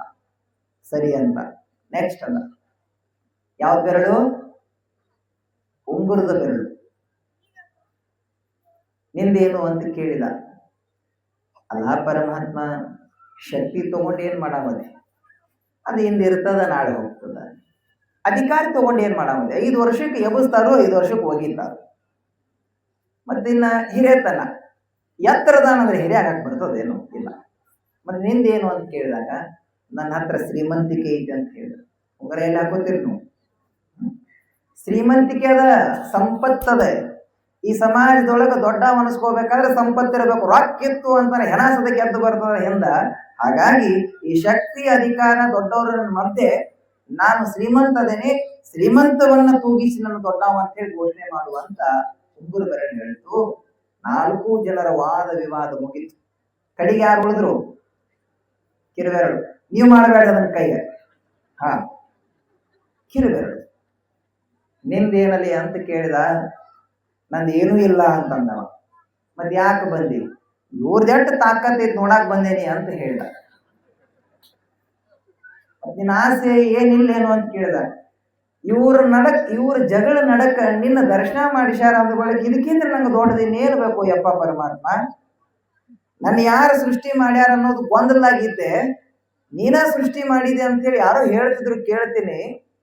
ಬ್ರಹ್ಮಾನಂದ ಆಶ್ರಮದ ಅಜ್ಜವ್ರು ಹೇಳ್ತಿದ್ರು, ಪರಮಾತ್ಮ ಸೃಷ್ಟಿ ಮಾಡ್ಯಾನ ಅಂತ ಹೇಳ್ತಿದ್ರು, ಕೇಳ್ತೀನಿ. ಆದ್ರೆ ಇವ್ರ ಜಗಳದೊಳಗೆ ನಿನ್ನ ದರ್ಶನ ಆತಲ್ಲಪ್ಪ, ಇದಕ್ಕಿಂತ ದೊಡ್ಡ ಪದವಿ ನನಗೆ ಇನ್ನೇನು ಬೇಕು ಅಂತ ಹೇಳಿದಾಗ ಪರಮಾತ್ಮ ನಕ್ಕ ಬಳಿಕ ತನ್ನ ಲಿಸ್ಟ್ದೊಳಗ ದೊಡ್ಡವ್ರು ಮಾಡ್ಬೇಕಲ್ಲ, ಎಲ್ಲರದು ಮಾರ್ಕ್ ಮಾಡ್ಕೊಂತ ಈ 5ರ ಬೆರಳಿನೊಳಗ ಕಿರು ಬೆರಳು ದೊಡ್ಡವಂತ ಘೋಷಣೆ ಹಾಕ್ಬಿಟ್ಟ. ಈ 4 ಮಂದಿ ಸುಮ್ಮನೆ ಇರ್ಬೇಕಲ್ಲ. ಶಕ್ತಿ ಇದ್ದವೂ ಗಪ್ಪಾಗ್ಲಿಲ್ಲ, ಅಧಿಕಾರ ಇದ್ದವೂ ಗಪ್ಪಾಗ್ಲಿಲ್ಲ, ಹಿರಿಯನೂ ಗಪ್ಪಾಗ್ಲಿಲ್ಲ, ಶ್ರೀಮಂತ ಗಪ್ಪಾಗ್ಲಿಲ್ಲ.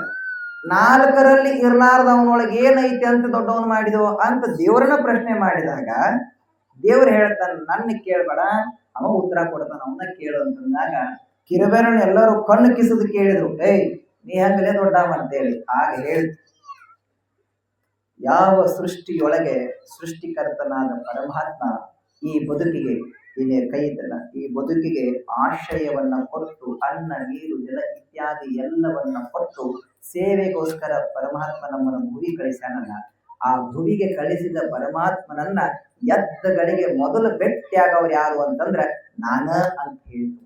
ಹೆಂಗ ಅಂತದ ಕೈ ಮುಗಿರಿಗೂ ಎಲ್ಲರೂ ಮೊದಲು ಯಾವ್ದದ? ಮೊದಲು ಭೇಟಿಯಾಗವ್ ನಾನ.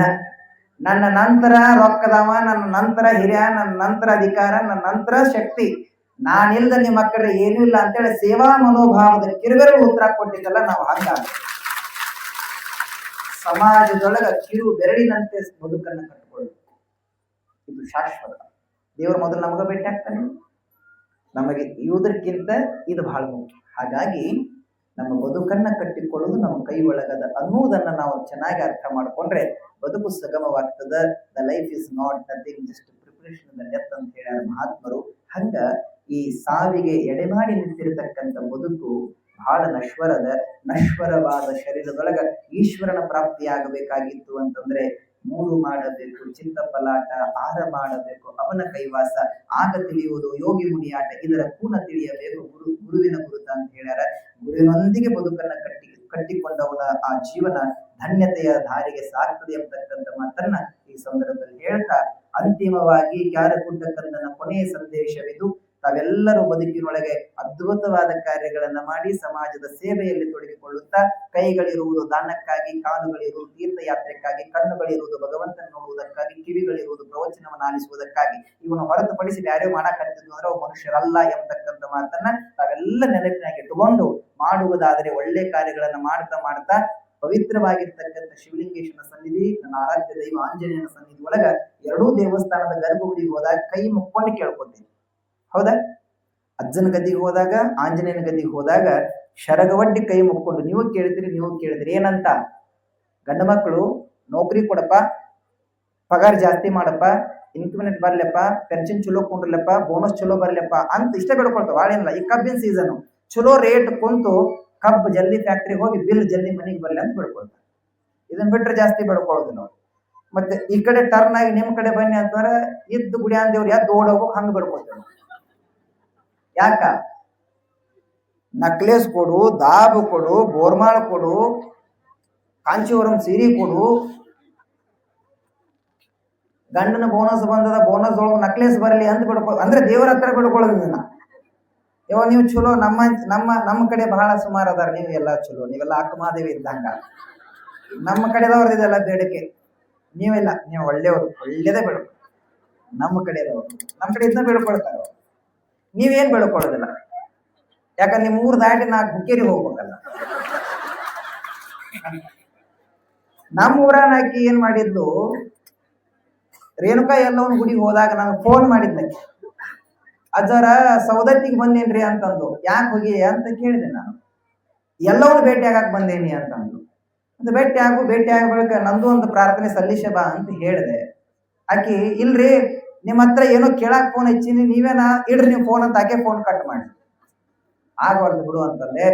1 ತಾಸಾದ ಬಳಿಕ ಮತ್ತೆ ಫೋನ್ ಮಾಡಿದ್ವಿ. ಅಜ್ಜರ ದರ್ಶನ ಮುಗಿಸ್ಕೊಂಡು ಹೊರಗೆ ಬನ್ರಿ, ನೀವು ಫೋನ್ ಮಾಡಿ. ಯಾಕೆ ಫೋನ್ ಮಾಡಿದ್ದಂಗಿ ಅಂತಂದೆ. ಎಲ್ಲವನ್ನಂತೆ ಒಂದು ಪ್ರಾರ್ಥನೆ ಮಾಡ್ಕೊಂಡ್ರಿಪ್ಪ. ಏನಿಲ್ರಿ, ಮೊನ್ನೆ ದೀಪಾವಳಿಯಾಗ ನಮ್ಮ ಯಜಮಾನ ಕುಡಿದ ನಿಷೇಧದೊಳಗೆ ಒಂದು ಲಾಟ್ರಿ ಹರಿದಾನೆ. ಆ ಲಾಟ್ರಿ ಡೇಟಾ ನಾಳೆ ಅನೌನ್ಸ್ಮೆಂಟ್ ಅದ. ಅದಕ್ಕೆ ಎಲ್ಲವನ್ನ ಗುಡಿಗೆ ಬಂದು ದೀಪ ಹಚ್ಚಿ ಭಂಡಾರ ಹಾರಿಸಿ ಹೂ ಹಾರಿಸಿ ಒಂದು ಸಂಕಲ್ಪ ಮಾಡಿ. ಏನಂತ? ನನ್ನ ಗಂಡ ಹರದ ಲಾಟ್ರಿಗೆ, ರೇಣುಕಾ ಎಲ್ಲವ, ನನ್ನ ಗಂಡ ಹರದ ಲಾಟ್ರಿಗೆ ಬಂಪರ್ ಆಫರ್ ಕೊಟ್ಟೆ ಅಂತಂದ್ರೆ ನಿನಗೊಂದು ಹಸರ ಜಂಪರ್ ಕೊಡ್ತೇನೆ ಅಂತ ಬೇಡ್ಕೊಂಡೇನ್ರಿ. ಎಕ್ಸ್ಪೆಕ್ಟೇಷನ್ ಕೋಟಿ ಗಂಟ್ಲೆ ಅದ, ಪ್ರೆಸೆಂಟೇಷನ್ ಜಂಪರ್ ಪೀಸ್ನಾಗ ಮುಗಿಸ. ನಮ್ಮ ಕಡೆದಾಕ್ಯವ, ನಿಮ್ಮ ಕಡೆದಾಕಲ್ಲ. ಹಂಗ ನೀವು ಹೇಳ್ಕೊಳ್ಳಿ. ಬದುಕು, ಬಂಗಾರ, ಬೆಳ್ಳಿ, ಆಸ್ತಿ, ಅಧಿಕಾರ ಇತ್ಯಾದಿ ನಿಮ್ಮ ವೈಯಕ್ತಿಕ ಬೇಡಿಕೆಗಳೇನೇ ಇದ್ದಾವೆ ಎಲ್ಲವನ್ನೂ ಬೇಡ್ಕೊಳ್ರಿ. ಐ ಡೋಂಟ್ ನೋ ಅದು ಯುವರ್ ಪರ್ಸನಲ್ ಮ್ಯಾಟರ್. ಬಿಕಾಸ್ ಭಗವಂತನ ಸನ್ನಿಧಾನದೊಳಗ, ಗುರುವಿನ ಸನ್ನಿಧಾನದೊಳಗ ನೀವು ನಿಮ್ಮ ಬೇಡಿಕೆಗಳನ್ನ ಬೇಡಿಕೊಂಡ ನಂತರ ಈ ಕ್ಯಾರಗುಡ್ಡಕಂದನ 2 ಬೇಡಿಕೆಗಳನ್ನು ಬೇಡ್ಕೊಂಡ್ಬಿಡ್ರಿ. 2 ನಿಮಗೆಲ್ಲ ಮುಗಿದು ಬಳಕೆವ, ಲಾಸ್ಟಿಗೆ ನಾನು 2 ಏನು ಶಿವಲಿಂಗೇಶ ಇಡೀ ಮನುಕುಲಕ್ಕೆ ಯಾವುದೇ ಸ್ವಾರ್ಥವಿಲ್ಲದೆ ನಿಸ್ವಾರ್ಥ ಭಾವದಿಂದ ಎತ್ತನ್ನ ತನ್ನ ಸೊತ್ತಾಗಿಸಿ ನೇಗಿಲನ್ನ ತನ್ನ ಹೆಗಲಾಗಿಸಿ ಮಳೆರಾಯನನ್ನ ತನ್ನ ಮನೆದೇವರನ್ನಾಗಿಸಿಕೊಂಡು ಎಲ್ಲರಿಗೂ ಮುಕ್ತವಾಗಿ ಅನ್ನವನ್ನ ನೀಡತಕ್ಕಂತ ನನ್ನ ದೇಶದ ಅನ್ನದಾತನಾದ ರೈತ ಕುಲಕ್ಕ ಹೇ ಶಿವಲಿಂಗೇಶ ಕಾಲಕ್ಕೆ ತಕ್ಕಂತ ಮಳಿ ಕೊಡು, ಮಳೆಗೆ ತಕ್ಕಂತ ಬೆಳೆ ಕೊಡು, ಬೆಳೆಗೆ ಒಂದು ಒಳ್ಳೆ ಬೆಲೆ ಕೊಟ್ಟು ಕಣ್ಣೀರಿನಿಂದ ರೈತ ಕುಲವನ್ನು ಪಾರ ಮಾಡು ಅಂತ ಹೇಳಿ ರೈತರಿಗೋಸ್ಕರ ಇದು ಅರ್ಜುನ ಗದಿಗೆ ಹತ್ರ ಬೆಳ್ಕೊಡ್ರಿ. ಒಂದು ಸಂಕಲ್ಪ ರೈತ ಕುಲಕ್ಕ, ಇನ್ನೊಂದು ಸಂಕಲ್ಪ ಯಾರಿಗೋಸ್ಕರ ಅಂತಂದ್ರೆ ನನ್ನ ದೇಶ, ನನ್ನ ಜನ, ನನ್ನ ಪ್ರಾಣ ಮಾನ ಧನ ತೀರಿಸುವೆ ಅವರೆಲ್ಲರ ಋಣ. ಈ ಒಂದೇ ಒಳ್ಳೆ ಸುದಿನ ಅಂತ ತಿಳ್ಕೊಂಡು ಜಾತಿ ಮತ ಪಂಥ ಕುಲ ಗೋತ್ರ ಸೂತ್ರ ಭೇದ ಭಾವ ಬಡವ ದಲಿತ ಎಂಬುದನ್ನು ಯಾವುದನ್ನೂ ಲೆಕ್ಕಿಸದೆ ಯಾವ ತಾಯಿಯ ಗರ್ಭದೊಳಗೆ ಹುಟ್ಟ್ಯಾನೋ ಗೊತ್ತಿಲ್ಲ ಪುಣ್ಯಾತ್ಮ, ಆದರೆ ನಮ್ಮ ನಿಮ್ಮೆಲ್ಲರ ಪ್ರಾಣದ ರಕ್ಷಣೆಗೆ ತನ್ನ ಪ್ರಾಣದ ಹಂಗ ತೊರೆದು ಭಾರತಾಂಬೆ ಗಡಿ ಕಾಯ್ತಕ್ಕಂತ ನನ್ನ ದೇಶದ ಸೈನಿಕನಿಗೆ ಹೇ ಶಿವಲಿಂಗೇಶ ಭುಜಕ್ಕೆ ಶಕ್ತಿ ಕೊಡು, ಬದ್ಧ ವೈರಿಗಳ ವಿರುದ್ಧ ಹೋರಾಡಿ ಮರಳಿ ನನ್ನ ಸೈನಿಕ ಜೀವಂತವಾಗಿ ಬರ್ಲಿಪ್ಪ ಅಂತ ಹೇಳಿ ಈ ದೇಶದ ಸೈನಿಕರಿಗೋಸ್ಕರ ಒಂದು ಸಂಕಲ್ಪ. ಅನ್ನ ಕೊಡೋ ರೈತ, ದೇಶ ಕಾಯುವ ಸೈನಿಕ, ಇವೆರಡು ಬೇಡಿಕೆಗಳನ್ನ ಬೇಡ್ಕೊಂಡ್ರೆ ಈ ಭಾರತ ಅನ್ನೋದು ಗಟ್ಟಿಮುಟ್ಟಾಗಿ ನಿಂತ್ಕೊಳ್ತದೆ. ಯಾಕ? ಒಕ್ಕಲಿಗೆ ಒಕ್ಕದಿದ್ದರೆ ಬಿಕ್ಕುವುದು ಜಗವೆಲ್ಲ. ಒಂದ ವರ್ಷ ಹೆಗಲ ಮ್ಯಾಗಿನ ನೊಗ ತನ್ನ ರೈತ ಮನುಷ್ಯ ಒಗದ ಅಂತಂದ್ರ ಮಣ್ಣು ತಿನ್ನಬೇಕಾಗ್ತದ. ಅವ ಗನ್ ಒಗದ ಅಂತಂದ್ರ ನಾವೆಲ್ಲ ಮಣ್ಣಾಗ ಹೋಗ್ಬೇಕಾಗ್ತದ. ಅವನ ಹೆಗಲ ಮೇಲೆ ಗನ್ ಇರಬೇಕು, ರೈತನ ಹೆಗಲ ಮೇಲೆ ನೊಗ ಇರ್ಬೇಕು. ಇವೆರಡೂ ಗಟ್ಟಿ ಇರ್ಬೇಕಂದ್ರೆ ನಮ್ಮ ಪ್ರಾರ್ಥನೆ ಗಟ್ಟಿರ್ಬೇಕು. ಅವೆರಡು ಪ್ರಾರ್ಥನೆಯನ್ನ ಮಾಡ್ರಿ ಅಂತಕ್ಕಂಥ ಮಾತನ್ನ ಈ ಸಂದರ್ಭದಲ್ಲಿ ಹೇಳ್ತಾ, ಇಂಚಗಿರಿಯ ಎಲ್ಲ ಸದ್ಗುರುಗಳು ಆದಿ ಮೂಲ ಪುರುಷ ಗುರುಲಿಂಗ ಜಂಗಮರಾದಿಯಾಗಿ ಭೌಸಾಯಿ ಮಹಾರಾಜರು, ಗಿರಿಮಲ್ಲೇಶ್ವರ ಮಹಾರಾಜರು, ಔಜೀಕರ ಮಹಾರಾಜರು, ಮಾಧವಾನಂದ ಪ್ರಭುಗಳು, ಈ ನಾಡಿನ ಎಲ್ಲ ಚೇತನ ಮಹಾಂತ ಜ್ಞಾನಿಗಳೆಲ್ಲರೂ ಕೂಡ ನಿಮ್ಮನ್ನ ಹರಸಲಿ, ಉದ್ಧರಿಸಲಿ. ಈ ಪವಿತ್ರಪುರದ ಆರಾಧ್ಯ ದೈವನ ಸಾನ್ನಿಧ್ಯದ ಕೃಪಾ ಆಶೀರ್ವಾದ ಸದಾವಕಾಲ ಎಲ್ಲರ ಮೇಲೆ ಇರ್ಲಿ ಅಂತಕ್ಕಂಥ ಮಾತನ್ನ ಹೇಳ್ತಾ, ಕೈಗೆ ಶೃಂಗಾರ ಆಭರಣವಲ್ಲ, ನಮ್ಮ ಕೈಗೆ ಶೃಂಗಾರ ಆಭರಣವಲ್ಲ, ದಾನ ಧರ್ಮಾದಿಗಳೇ ಈ ಕೈಗೆ ಆಭರಣ ಅಂತ ತಿಳ್ಕೊಂಡು ಅಚ್ಚೋರು ಹೇಳಿದಾಗ ಒಂದೊಳ್ಳೆ ದಾನ, ಒಂದೊಳ್ಳೆ ಧರ್ಮ, ಒಂದೊಳ್ಳೆ ಪುಣ್ಯದ ಕೆಲಸ ಮಾಡಿದ್ರೆ ಈ ಮನುಷ್ಯ ಜನ್ಮಕ್ಕೆ ಮುಕ್ತಿ ಸಿಗ್ತದೆ ಅಂತಕ್ಕಂಥ ಮಾತನ್ನ ಹೇಳ್ತಾ ನಿಮ್ಮೆಲ್ಲರಿಗೂ ಒಳ್ಳೇದಾಗ್ಲಿ. ಕರೆಸಿ ಎರಡು ಮಾತುಗಳನ್ನ ಹೇಳಿಕ್ಕೆ ಅವಕಾಶ ಮಾಡಿಕೊಟ್ಟ ಎಲ್ಲ ಟ್ರಸ್ಟ್ ಕಮಿಟಿ ಸದಸ್ಯರಿಗೂ, ಈ ಪುರದ ಎಲ್ಲ ಗ್ರಾಮಸ್ಥರಿಗೂ, ಕಾರಣ ಸೈದಾಪುರಕ್ಕೆ ಮೊಟ್ಟ ಮೊದಲನೇ ಬಾರಿಯ ಕಾರ್ಯಕ್ರಮ ನಂದು ಫ್ಯಾಕ್ಟ್ರಿ ಕಾರ್ಯಕ್ರಮ ಬರ್ತಿದ್ದೆ ನಮ್ಮ ಮಠದ್ದು. ಮೊಟ್ಟ ಮೊದಲೇ ಗ್ರಾಮಕ್ಕೆ ಬಂದೀನಿ. ನಿಮ್ಮೆಲ್ಲರ ಪ್ರೀತಿ, ನಿಮ್ಮೆಲ್ಲರ ಇಚ್ಛಾಶಕ್ತಿ ಭಗವಂತನಿಗೆ ಮುಟ್ಲಿ. ನಿಮ್ಮೆಲ್ಲರ ಕನಸು ನನಸಾಗಲಿ. ಓದುವ ಮಕ್ಕಳ ಭವಿಷ್ಯ ಉಜ್ವಲಗೊಳ್ಳಲಿ. ದುಡಿಯುವ ಕೈಗಳಿಗೆ ಬಲ ತುಂಬಲಿ. ರೈತ ಕುಲಕ್ಕೆ ಆಶ್ರಯವಾಗಲಿ. ಎಲ್ಲ ಉದ್ಯೋಗಿಗಳಿಗೆ ಉದ್ಧಾರ ಗತಿಗೆ ಸಿಗಲಿ ಅಂತಕ್ಕಂಥ ಮಾತನ್ನು ಹೇಳ್ತಾ ಮಾತು ಗೌರವ ಕೊಡ್ತಾರೆ. ಸತ್ಯಂ ಶಿವಂ ಸುಂದರ.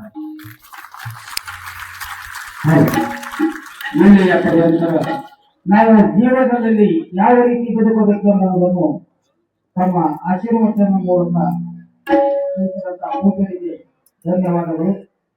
ಇವತ್ತಿನ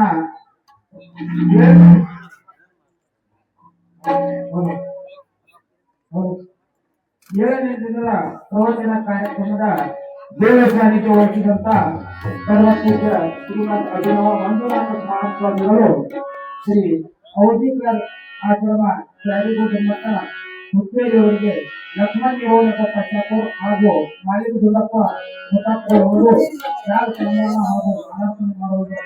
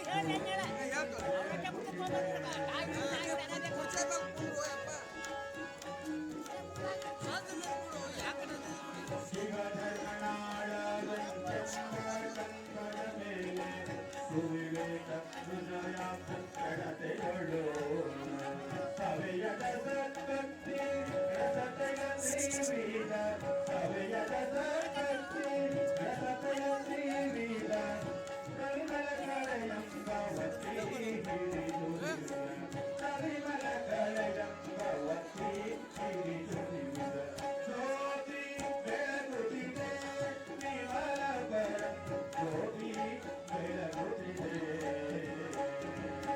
ಮುಸುಕಿದ ವಿಷಯ ಪದಕ ಬಿದ್ದೋಳೆ ತಾಮಸ ಮುಕ್ತಿಯೆಂಬ ಕತ್ತಲೆಗಳಿಗೆ ಮಸಗಿಸು ಜ್ಞಾನವಂತಮೆ ಅಸರಿಸಿ ಮಾಯ ಕಾಳಿಕ ಪೂರ್ಣೋಪಮ ಜ್ಯೋತಿ ಬೆಳಗುತ್ತಿದೆ ವಿಮಲ ಬರಂ ಜ್ಯೋತಿ ಬೆಳಗುತ್ತಿದೆ ಪ್ರಣವಾಕಾರದ ಗುಣಮುರುಮುಕ್ತದ ಗಣನೆಗತಿ ಭಾತವನೆ ತೋರುವ ಹನುಮಾನ ಚಲನೆ ಇಲ್ಲದ ಮೋಕ್ಷಕ್ಕಿಂತ ಮಣಿಗಳಿಸುವ ಶಂಭುಲಿಂಗವೇ ಕಾಣಾದ ಜ್ಯೋತಿ ಬೆಳಗುತ್ತಿದೆ ವಿಮಲ ಬರಂ ಜ್ಯೋತಿ ಬೆಳಗುತ್ತಿದೆ